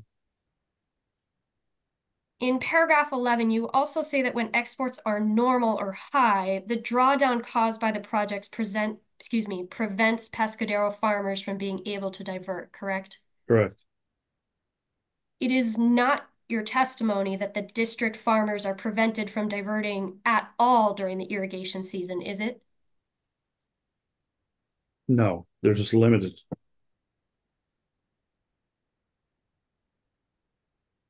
And you don't state in your testimony that the district is unable to divert its total annual water rights or claims from Tom Paine Slough, do you? No. And then, excuse me, moving on to paragraph 12 on page 6, you conclude that any additional export pumping related to site's reservoir will necessarily adversely affect your ability to divert water under your water rights and provide irrigation water to landowners, correct? Correct. You didn't prepare any analysis regarding any increase in frequency or severity of the shutdowns of Pescadero's diversions as a result of the site's project operations compared to existing exports, did you? No. I have no further questions. Thank you. Thank you, Ms. Chester. Mr. Soderlund, do you have questions for Mr. Pellegri? Yeah, I just have a few. Hello, Mr. Pellegri. My name is Eric Soderlund. I'm an attorney for the Department of Water Resources. Do you know what the range of CFS that can move through the control structure into Tom Paine Slough? Do you know what that range is? No. Have you ever calculated or seen a calculation of average CFS flowing into the Tom Paine Slough? I have not. I'm sorry. My apologies. Do you have a estimated or known number of acre feet that needs to enter into Tom Paine Slough on a yearly basis to satisfy water rights No, of those who divert? No, I'm sorry, the end. I think Mr. Soderlund, the last part of your question got lost. If you could try that one again. Yeah, I just said to divert. I believe you said no. I don't know if adding to divert changes. no. Are you aware of any other issues that limit the ability of diverters in Tom Paine Slough to divert other than water levels? No. Are there any factors other than exports that impact water levels in Tom Paine Slough? Siltation, I believe, is a problem. Not in Tom Paine Slough, but in the intake to it. The channel coming into it.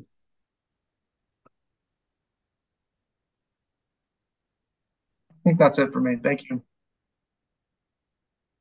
Thank you, Mr. Soderlund. I believe I've lost my papers. Our representative from the Bureau, Ms. Mitchell. There we go. Do you have any questions for Mr. Pellegri? We do not have questions. Thank you. Thank you. And Ms. Mandel-Rice. I just have a few. If we could go back and pull up Mr. Pellegri's testimony and go to paragraph 11. Mr. Pellegri, my name is Jenna Mandel-Rice, and I represent the state water contractors. In paragraph 11, you say when exports are normal or high. What export rate are you referring to when you say normal? I don't have the data on that. And do you have the data on what you believe is a high export rate? No, I do not. And you have not conducted any independent analysis or modeling of the impact of state water project exports on water stage, have you? I have not, no. I have no further questions. Thank you.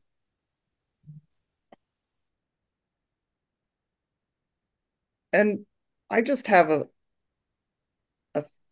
maybe, I don't know, one or two questions, Mr. Pellegri, just to clarify for me, the Pescadero Reclamation District itself holds water rights. Is that correct? Correct. And then does the district also divert water to landowners pursuant to their water rights as well? Yes. Okay.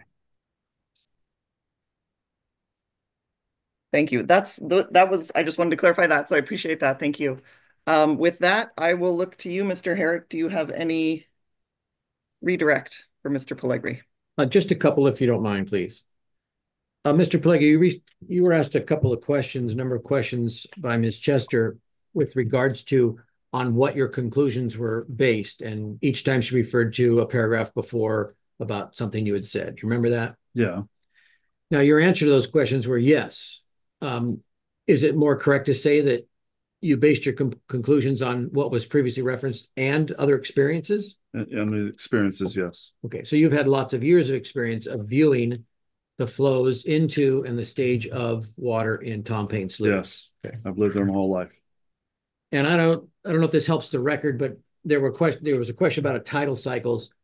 Let me just clarify, and somebody may want to follow up on this, but there's a daily tidal cycle, right? Of a high, a low, a high, and a low, Correct. approximately daily. Objection, leading. Okay. Mr. Pellegri, is there a daily tidal cycle? Yes. And the tidal cycle you referred to in answer to a question dealt with, I think you said over a 5-day term, right? Yeah, 5 to 7. Yeah. And so that's a broader cycle than the daily one, correct? Well, correct.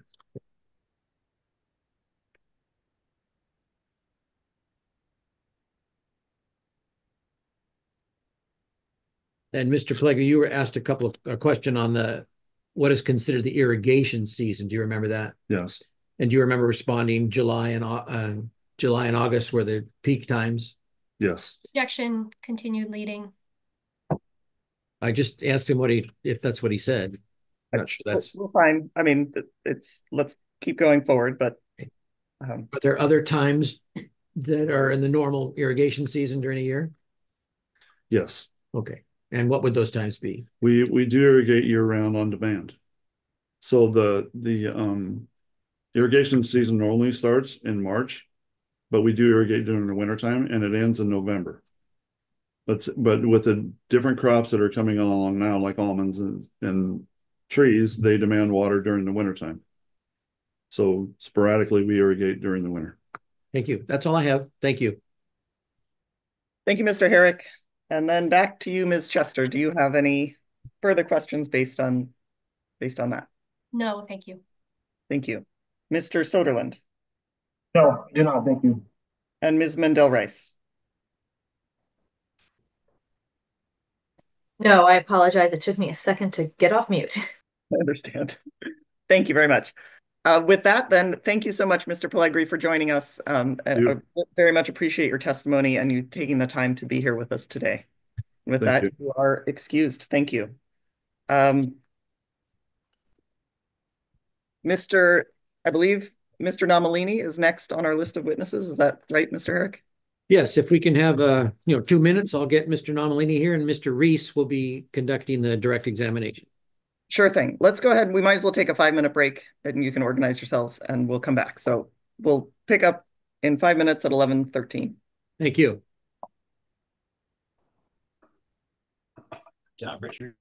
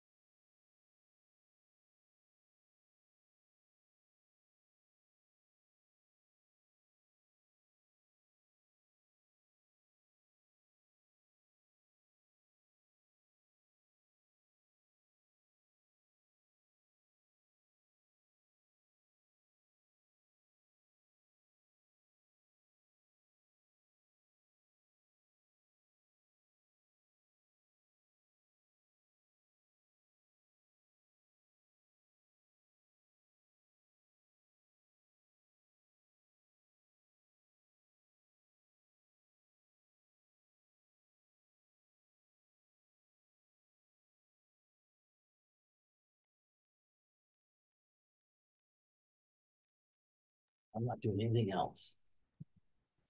All right. I think I overshot my time limit there, but I am back. I think Ms. Medina, are you ready for us to go back on the record? I am, thank you. Thank you. And with that, Mr. Reese, I understand you'll be introducing Mr. Nomalini. That's correct. Thank you. And I will go ahead and administer the oath. Welcome, Mr. Nomalini. It's nice to see you again. If you would please raise your right hand. Mr. Nomalini, do you swear or affirm under the penalty of perjury that the testimony you will give in this hearing will be the truth, the whole truth, and nothing but the truth? Yes, I do. Thank you very much. Please proceed. Okay. Ms. Kenzie, I apologize, Hearing Officer Kenzie. Yes. I would like to make some evidentiary objections on the record before he begins with his direct. Okay, thank you. Please go ahead, Ms. Chester. Thank you very much. And I do apologize for the interruption, but Mr. Nomalini's written testimony, SDWA 11, states in paragraph 2 that SDWA exhibits 12 through 30 are referenced and incorporated as part of his testimony. The site's project authority objects to the incorporation by reference of those exhibits 12 through 30 on the basis of Evidence Code Section 801 as inadmissible opinion testimony by an expert witness, as well as Evidence Code Section 702 and 800 on the basis of a lack of foundation. We would also object to paragraphs 105 through 114 in SDWA 11, which incorporate quotations on the basis of a lack of foundation pursuant to Evidence Code Section 702 and 800, as well as hearsay unsupported by other evidence pursuant to Government Code Section 11513, Subdivision D, and California Code of Regulations, Title 23, Section 648.5.1. Additionally, Mr. Nomalini's summary presentation, SDWA 32, includes facts and images not within the scope of his written testimony. Those are slides 3 and 25. And we will follow up with an email to the service list. Thank you, Ms. Chester. Noted. With that, I believe back to you, Mr. Reese and Mr. Nomalini. Thank you. Good morning, Mr. Nomalini. Mr. Nomalini, is SDWA 31 a correct statement of your qualifications? Yes, it is. And I would only add that perhaps I didn't give it enough importance, is that I've been a registered state lobbyist on water matters for over 40 years. Thank you.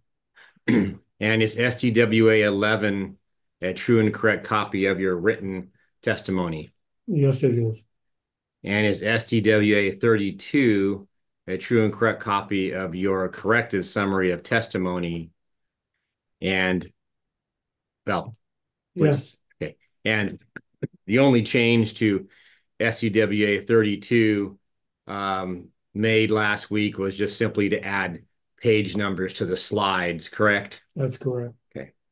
And as we heard a moment ago, SDWA 12 through 30 are referenced as part of your testimony, subject to certain objections, correct? Correct. Okay. Can you please summarize your testimony at this time? The testimony is fairly lengthy, and so I'll try and hit the high points of what my concerns are with the site's application. Perhaps we could also pull SDWA 32. There we go. Yeah, the concern I have is with regard to the public interest and the failure of the state public officials to carry out their duties as trustees of the public trust. And the public trust is referenced in my testimony, primarily related to National Audubon Society versus Superior Court, Cal 3rd, page 419, and that's on page 33 of my testimony. Now, in my testimony, I put forth in a reserved way what I see are significant conflicts of interest that exist in the administration of water matters that extends not only from the governor's office, but down to the resources secretary the Department of Water Resources director, and then to the state board. Now, I don't have to go through the detail of that in terms of the personal interests of the various parties involved, but I tried to set forth clearly the conflicts of interest that institutionally exist. We have the state basically regulating itself with regard to the State Water Resources Control Board, Department of Fish and Game, and EPA regulating the Department of Water Resources, which of course is a state entity. We also have problems associated with the interrelationship of staffing for the State Water Resources Control Board, both as to the modeling. Most of the modeling is led by the Department of Water Resources, which is the operator of the State Water Project. And there's an interchange of personnel. And in fact, some of the personnel interchange between the Department of Water Resources and the State Water Resource Control Board was involved in carrying out curtailment efforts against the Delta water users and landowners. And there's not an equal level of enforcement. I've documented some of that in my testimony. But I think in an overall situation, the question is, what is the sites project? And if you look at it, and I call your attention to page 3, which is a place of use document that's in the application by sites. The place of use involves 32,601,036 acres, and it's hard to read the fine print in the little docs down here, but about 16 million of that is directly involved, and the rest, I guess, is to give them the opportunity to transfer water. Now, it's not clear in the application what the storage interest holders are going to be, and it says that they will be determined after a permit is set forth by the State Water Resources Control Board. Now, in terms of a permitting procedure, I object to the fact that we are proceeding with the sites reservoir curing in advance of a determination by the State Water Resources Control Board of what the updated water quality standards should be. Now, the water quality standards should have developed within 3 years of the Racanelli decision, which was 1986. So we've got all this time in between where the projects have been able to operate by not meeting water quality standards, excused by what they call temporary urgency changes based on emergency power of the governor. Now, if we were to approach this responsibly, in my opinion, it would be to deal with the site's application after the water quality standards are set. And as I understand the timetable there is that by the end of 2005, the current update of the water quality standards would be accomplished.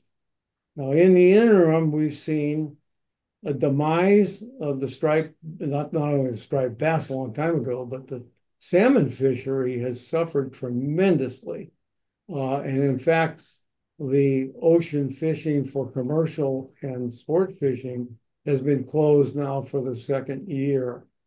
So we have a crisis at hand and a regiment of procedure that is not logical, in my opinion, to get at what is unappropriated water, if any, and what the appropriate obligations would be imposed in terms of permit terms.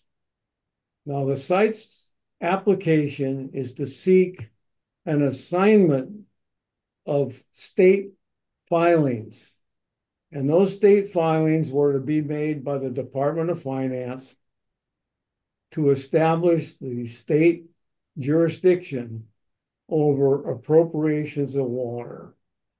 Now, there's a definition of unappropriated water that falls within the jurisdiction of the state board.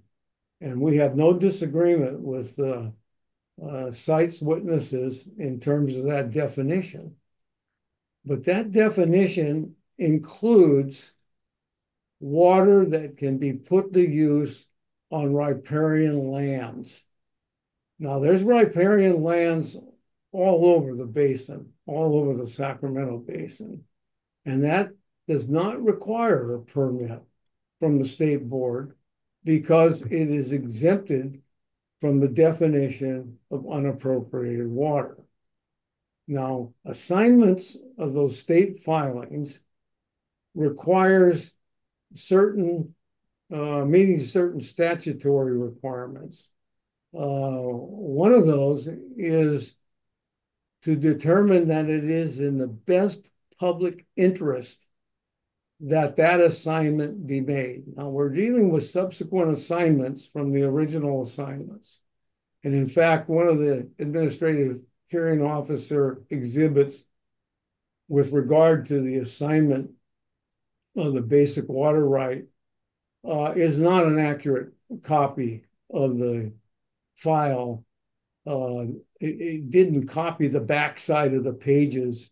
And on one of those, there's a list of assignments. But if you look at the records that we're dealing with state filings, you can't find where is filing number 1 through 14. Where are the other filings? And if you look on the State Water Resources Control Board ERIMs, you cannot follow what those assignments are and what happened to them in between. And the question is focused on, in part, what is the reservation with regard to the development in the counties of origin? Now, when the Bureau got its filing, which filed also on the Sacramento River, it had the obligation associated with the same condition, that there has to be no interference with the development of the county. Now, the state records don't show you a quantification with regard to that water. Now, that water would seem to be appropriated in those state filings. It would be the water necessary to meet the senior obligation of preserving the opportunity for the development in the counties. Now, CITES has presented in its application a water availability analysis. And included in that water availability analysis is a computation of what the future water needs would be in 4 of the counties that are involved in their view. Now, the CITES application seeks to redivert water from sites at the Delta pumping plants.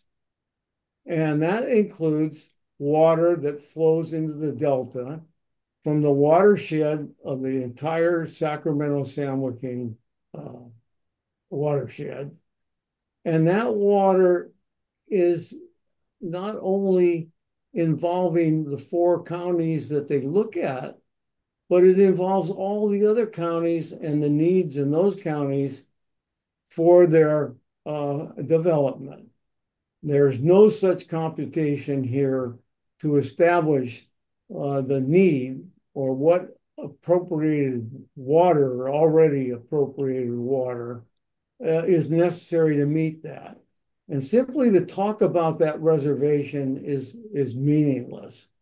In other words, what do you have to do if you're in that county? Let's say it's Tehama County, and you want to divert water. Objection, Hearing Officer Kenzie. This is an example not included in the written testimony. Previous statements regarding specific counties and discussion of counties affected is not included in the written testimony. This is outside the scope. Mr. Ruiz, do you want to respond to that? Well, the written testimony is 60 pages, and there's all kinds of things included in here. I'm not sure that all that is outside of the scope, but I would think the objection could be noted, and there's going to be an opportunity to submit written objections. So I think we should move forward. It's generally included, perhaps without the specific mention of Tehama, but a reference to the site's argument on that issue, and referenced in terms of what is required for someone in the area of the county that's deserving of the priority to actually be able to divert water.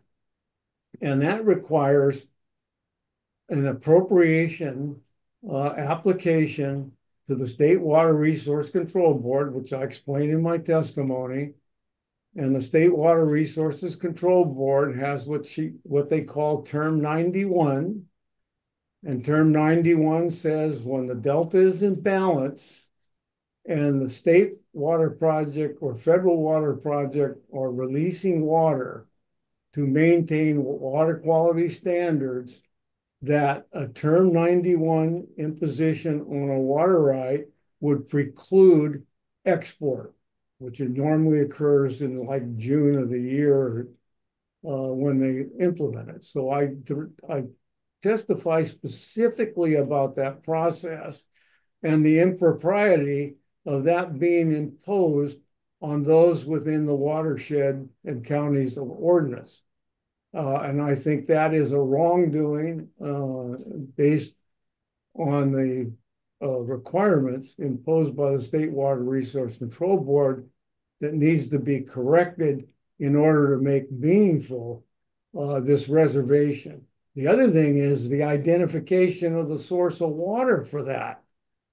In other words, the Bureau of Reclamation, which I have quotes in here with regard to their adherence to the 11-460 of the Water Code and 10-205 and the requirements for assignment of state filings, says that they have made a reservation of that water. Now, where is it? Where is it in sites? Sites should be dealing with the whole watershed because they're trying to divert water from the Delta pumps. It's not in here. And whether you want a listing of the counties that are involved, they're probably in the application by sites already of record. They're probably on this map, except it's kind of hard to read. And therefore, I think it is appropriate testimony that's in the record that should be paid attention to by the hearing officer. There was an original conference hearing where the site's representatives tried to preclude from the hearing the question of public interest. We wrote an opposition to that, and as I understand, public interest is a fundamental part of this hearing. It certainly is a part of the requirement for an assignment of the state filing. So I think it's important to note that we're artificially being asked to look at just a segment of what the sites project is without a clear indication of including the protective mechanisms that are at law that would apply to an application of the magnitude submitted by the site's authorities. I would like to go to my little packet of documents to summarize my testimony. Which slide are we on? The most important of which is number 4, which is a quotation from the California Water Plan. And in order to understand the protective mechanisms for the areas of origin and the counties of origin and the Delta in particular, you have to understand what the basic plan is, the general plan that's referenced in the requirements for assignment of the state filed water rights. And it is quoted here, the water is not to be taken away from people who will need it. Rather, it is proposed to supply the needs of areas of deficiency by transfer only of excess or surplus water from areas of abundance. In all planning for water resources development, first and prime consideration was given to the requirements, both present and future, for all water uses in areas of origin before a determination was made of the surplus waters that might be available for exportation to areas of deficient supply. Now, I have set forth in my testimony examples of a pattern and practice of state officials circumventing this basic planning principle, which underlies the entire protection for the areas and counties of origin and the Delta included in it. And therefore, I think it is premature to move forward at this time with a sites application without a further demand for clarification as to what the project really is, what the storage rights entail, how they're going to be transferred.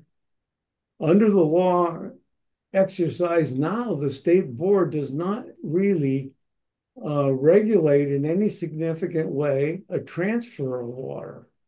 So we have rampant transfers going on, and I suspect that our public officials have either planned in this, which would be wrongdoing, to allow these people to get a designation in a permit assignment for transfer of water out of the Delta without the requirements of the protective mechanisms of not only 11460 of the Water Code, but the general protection that comes from the public trust requirements, the protective mechanisms and the requirements that the water quality under the Clean Water Act, which has been assigned the responsibility to the state board, will not constitute any degradation of good water quality, and will seek to provide adequate water quality for the needs of fishing, swimming, recreation, health and safety, and all of that. So it looks to me like without some cleanup, this is a circumvention of the protective mechanisms that are required in law. Now, the question I raise in my testimony is, how can the state justify funding a sites reservoir project to compete with its own water project and the federal project, which are jointly operated? And now, with regard to transfer of water out of the watershed, that is exactly what they're doing here. And that should not go forward. I mean, somebody might have made the decision, well, we'll do as much as we can to learn something about sites, and then we'll wait a while until we sort these other things out. And that may be efficient, but I think it's inappropriate and is probably planned inappropriately. Now, let's go to my next listing here. I've kind of summarized in 6 and 7 some of the general requirements for assignment of the rights, which I think everybody pretty much knows. It has to be not contrary to the general plan, which it is. It has to be interest in the best protection of the public interest, which it is not. It doesn't make any sense to create a competitive situation with the sites authority and the Department of Water Resources State Water Project or the Federal Water Project, which already have an assignment of the priorities and the water that's involved in this one. So, and is it really, is the public interest that we worry about under the public trust, does that include the expenditure of water-related money? Like, who's doing the accounting for the public investment in a project that was supposed to be self-funded by the water contractors? So if we go to let's go to 8. Slide 8. Slide 8. And this simply gives you the Bureau of Reclamation's intentions and understanding of the water rights and the plan for water development in California. And of course, the water plan is basically the Central Valley Project and the State Water Project. Anyway, it's summarized here, and in my testimony, I put all of the quotes from the Congress's act hearings, which are also incorporated in the water right proceedings with regard to the State Water Project and the Federal Water Project. It's summed up in, for example, no water will be diverted, which will be needed for the full development of all irrigable lands within the watershed, nor would there be water needed for municipal and industrial purposes or future maintenance of fish and wildlife resources. Now, that's the federal government on record. That's basically the conditions that are being addressed by the protective mechanisms in state law. And I'm going to kind of quickly go through those. They're mentioned in my testimony and explain. But we have, of course, the development of the counties. We've been talking about that. I testified to it. We got 11460 of the Water Code. That's this provision, which the Bureau's explanation, I think, is a good indication of what really is supposed to transpire. We have the Delta Reform Act of 2009 that is in my slides here as, let's see what you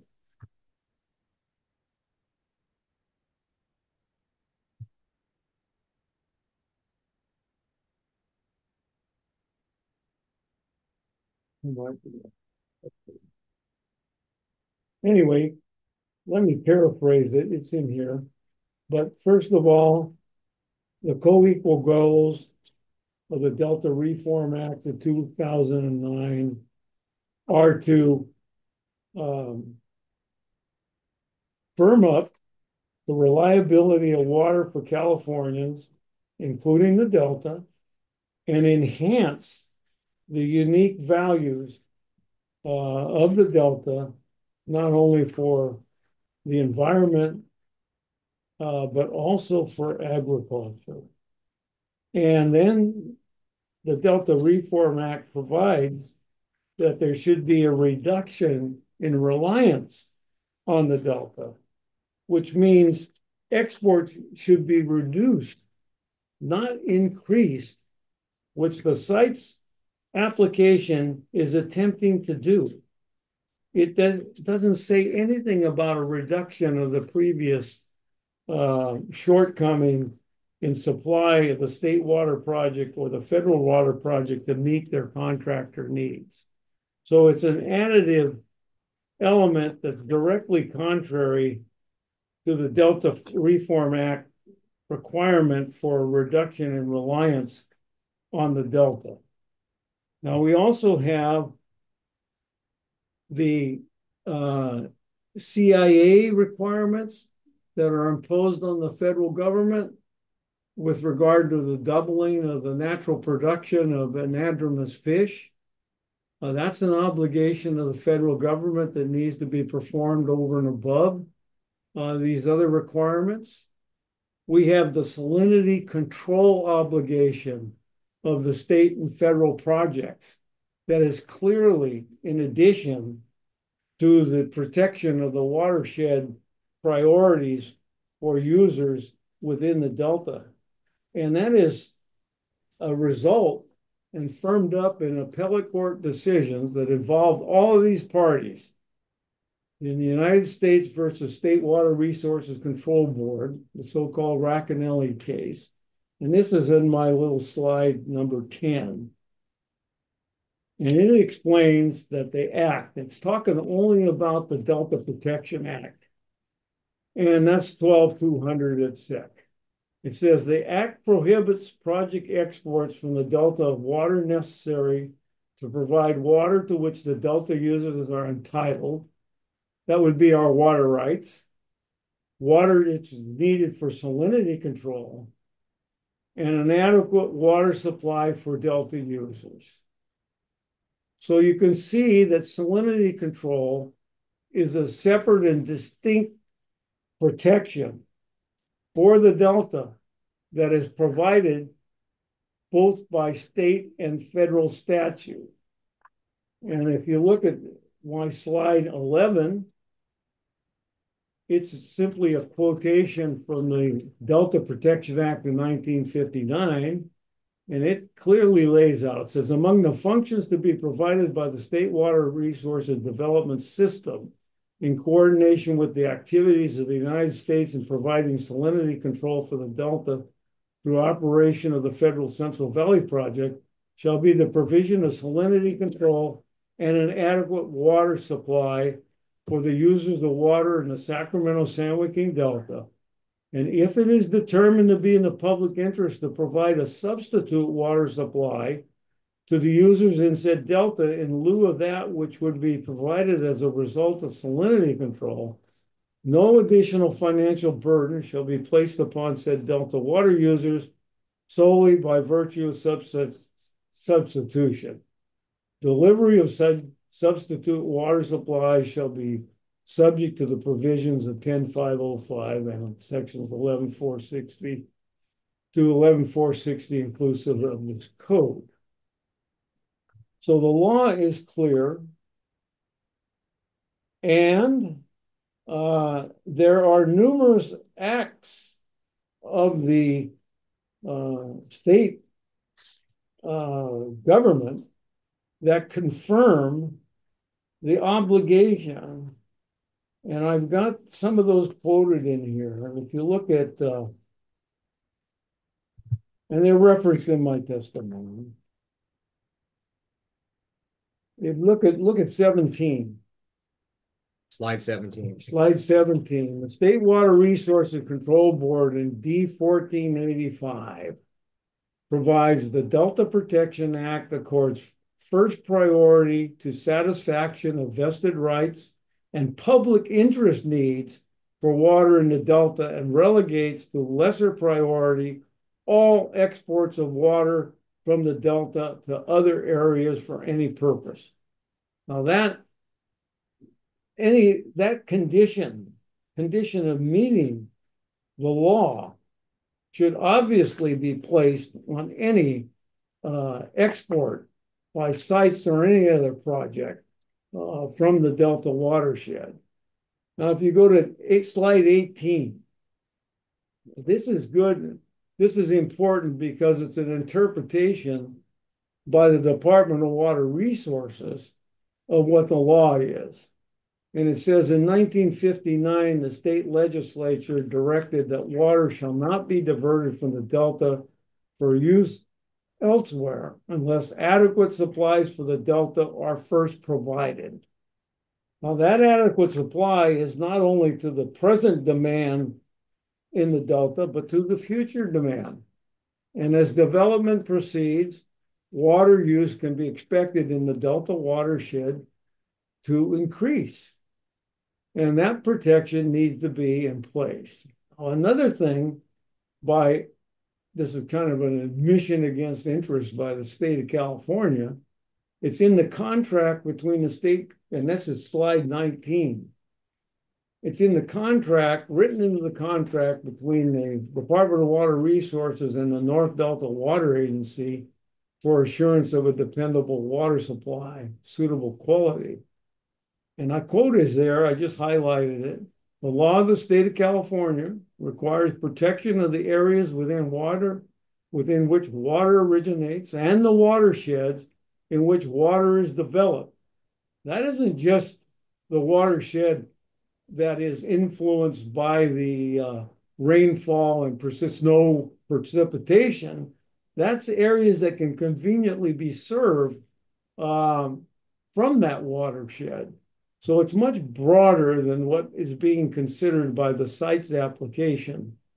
And the Delta is such an area, and within such a watershed, Part 4.5 of Decision 6 of the California Water Code affords a first priority to provision of salinity control and maintenance of an adequate water supply in the Delta for reasonable and beneficial uses of water, and relegates to lesser priority all exports of water from the Delta to other areas for any purpose. This law cannot be ignored. Our public officials must be responsible and include protection of the public trust wherever feasible. The public trust should include compliance with law and promises that are the basis of our water appropriation system. It just cannot be excused, in my opinion, and if it is, it will result in further proceedings. Now, Shasta Dam, this is slide 20. I'm pulling some emphasis out of my testimony. Shasta Dam's first priority, primary priority, includes salinity control in the Sacramento-San Joaquin Delta. So Shasta Dam clearly has the obligation and a primary one, and they have been carrying out their efforts to provide salinity control. It's just that the state board has been less than responsible, in my opinion, in preserving the Delta and the watershed, which when I started practice was focused on keeping the null zone, the mix between salt and freshwater in Suisun Bay. And now we're talking about maintaining water quality standards at Edmonton or 3 Mile Slough, far into the Delta. But it's important to know that a secondary purpose at Shasta is power production.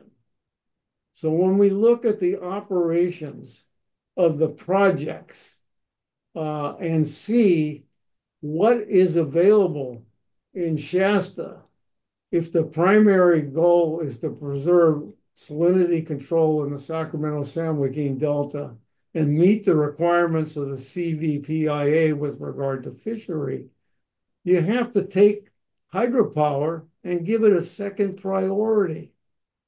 Now, does that mean there's more room in Shasta for capturing the water that sites is claiming is unappropriated?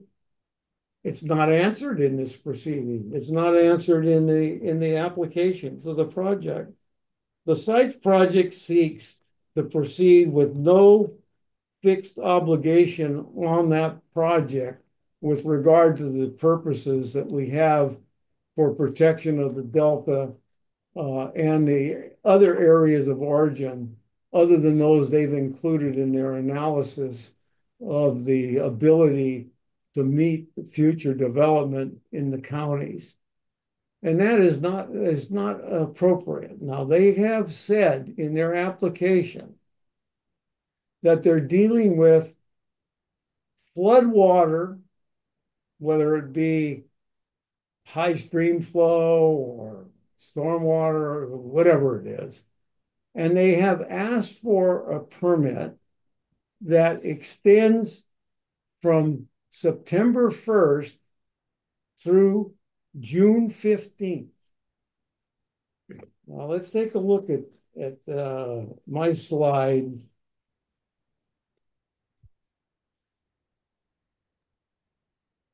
Excuse me, hearing officer Kenzie. Yes. I apologize for interrupting and am reluctant to do so in the middle of a summary of testimony, but I just want to note that we've gone quite far beyond the estimate this morning. You extended the time, and now we're seeing another extension of time beyond the estimate to summarize this testimony. I think earlier in the hearing, you've also indicated that witnesses should endeavor to summarize their testimony within 20 minutes. 30 minutes was granted for this, and we're well over that now. So I just want to note that we do have the written testimony. We've all had the summary of the testimony. Much of this is legal argument. And so I wanted that noted for the record, please. Thank you, Mr. Hitchings. And I will look to Mr. Rees and Mr. Nomalini maybe for an estimate of how much longer. I mean, my intent is to get through the summary and then break for lunch, but how much longer do you think we have?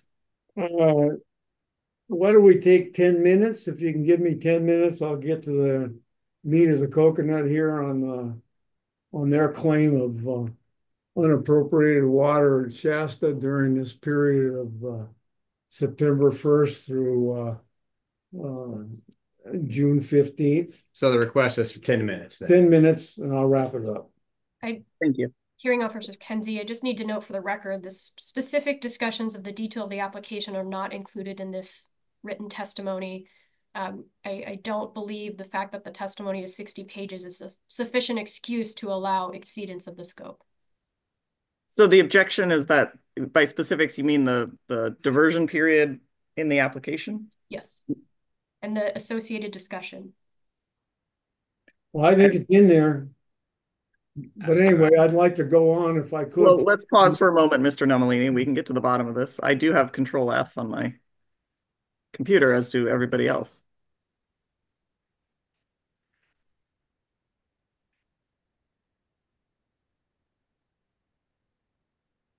It appears that the specific period of diversion, at least the word June, is not in the testimony. But if there may be a different reference for it. Do you have any sense of where in the testimony there's discussion of, I believe where you're going is water availability between. Yeah, it's down in the latter pages of the testimony that I deal with it. Let's see.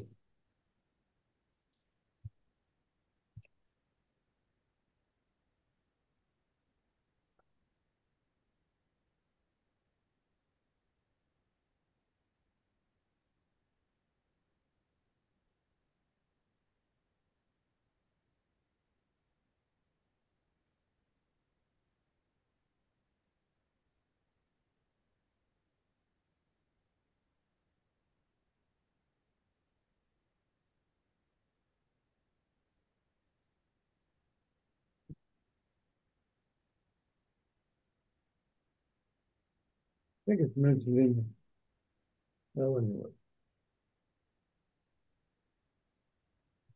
Okay.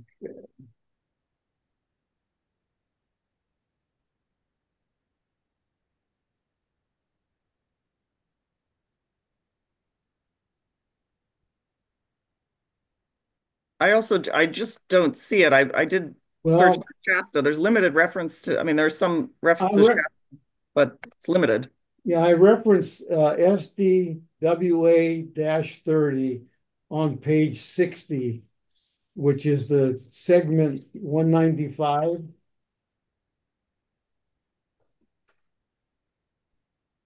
And I say diversions from the Sacramento River must be limited to flood flow in excess of what can be captured with existing facilities and in excess of senior rights. See SDWA 29 and SDWA 30. And that's what my number 15 is SDWA 30. And if you look at what I highlighted, I don't know if it shows up on the number 15, but I highlighted the December through March, which is referenced in the site's reservoir application as the important period of major diversions. This is their exhibit from their application. And you can see under wet year, there's a certain amount of water available in December through March, none in October or November. And if we're dealing with flood flows, just because it's a wet year doesn't mean it's a flood flow. And then you go down to March, and then you get over to June. There's limited water available in June.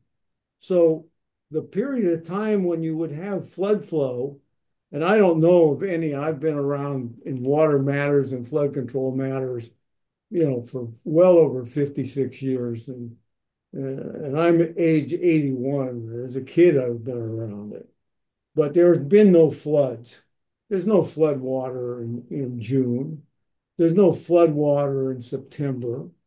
There's no flood water that I recall in October or even in November. So the flood period, if you want to gamble with the necessity of treating that flow as unappropriated, it should be tied to the flood periods.